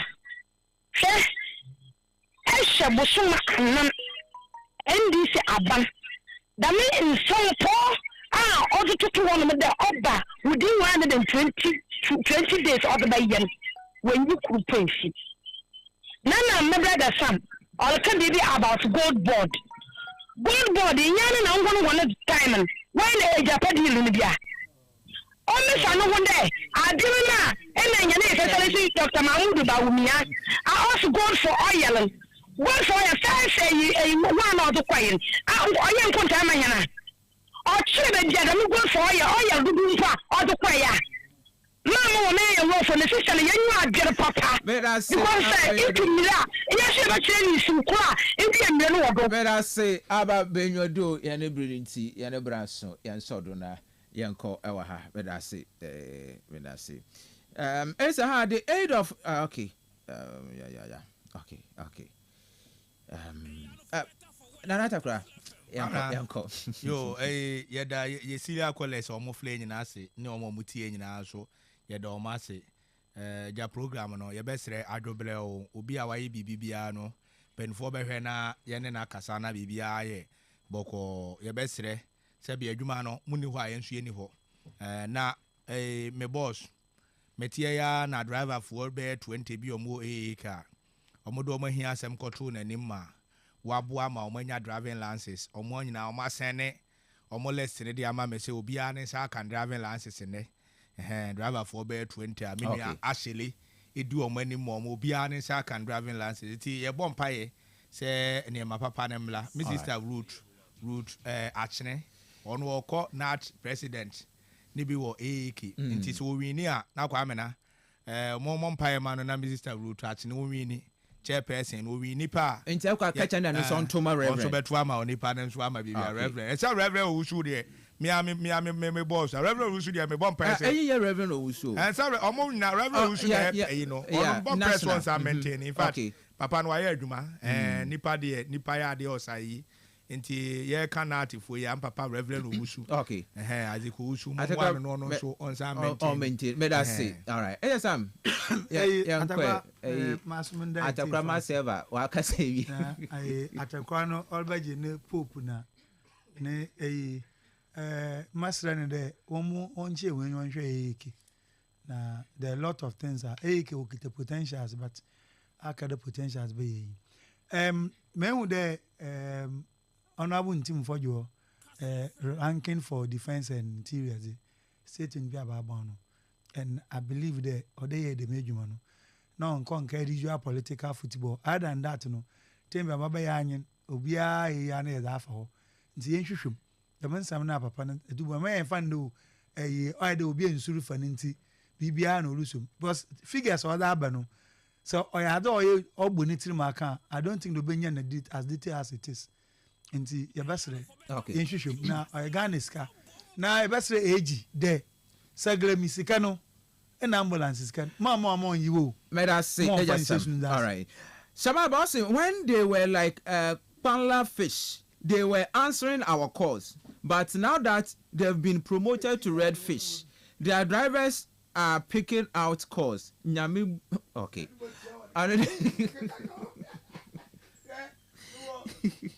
already mutuminka ai yeah enti ma minchia oye Reverend Daniel Tommy Enin papa God bless you yenyimde eko for oye regional chairmanship position of NAT enti NAT funyina wantoma Reverend Tommy Enin with any experience and the position he has been held in the NAT as an organization he is more competent to lead the NAT enti yenyimde aba obotuwe in the one file no forms enti wantoma Reverend Enin wabra wakoto aba nti Reverend abri yansan yenchi obio na yenya ye bompe there you get the nod to lead the region as NAT president. God bless you.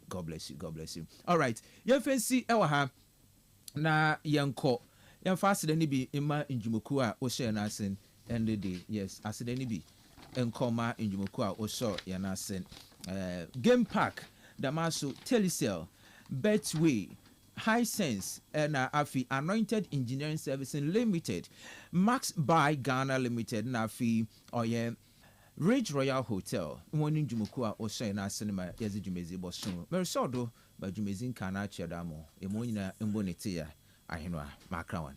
Bye bye.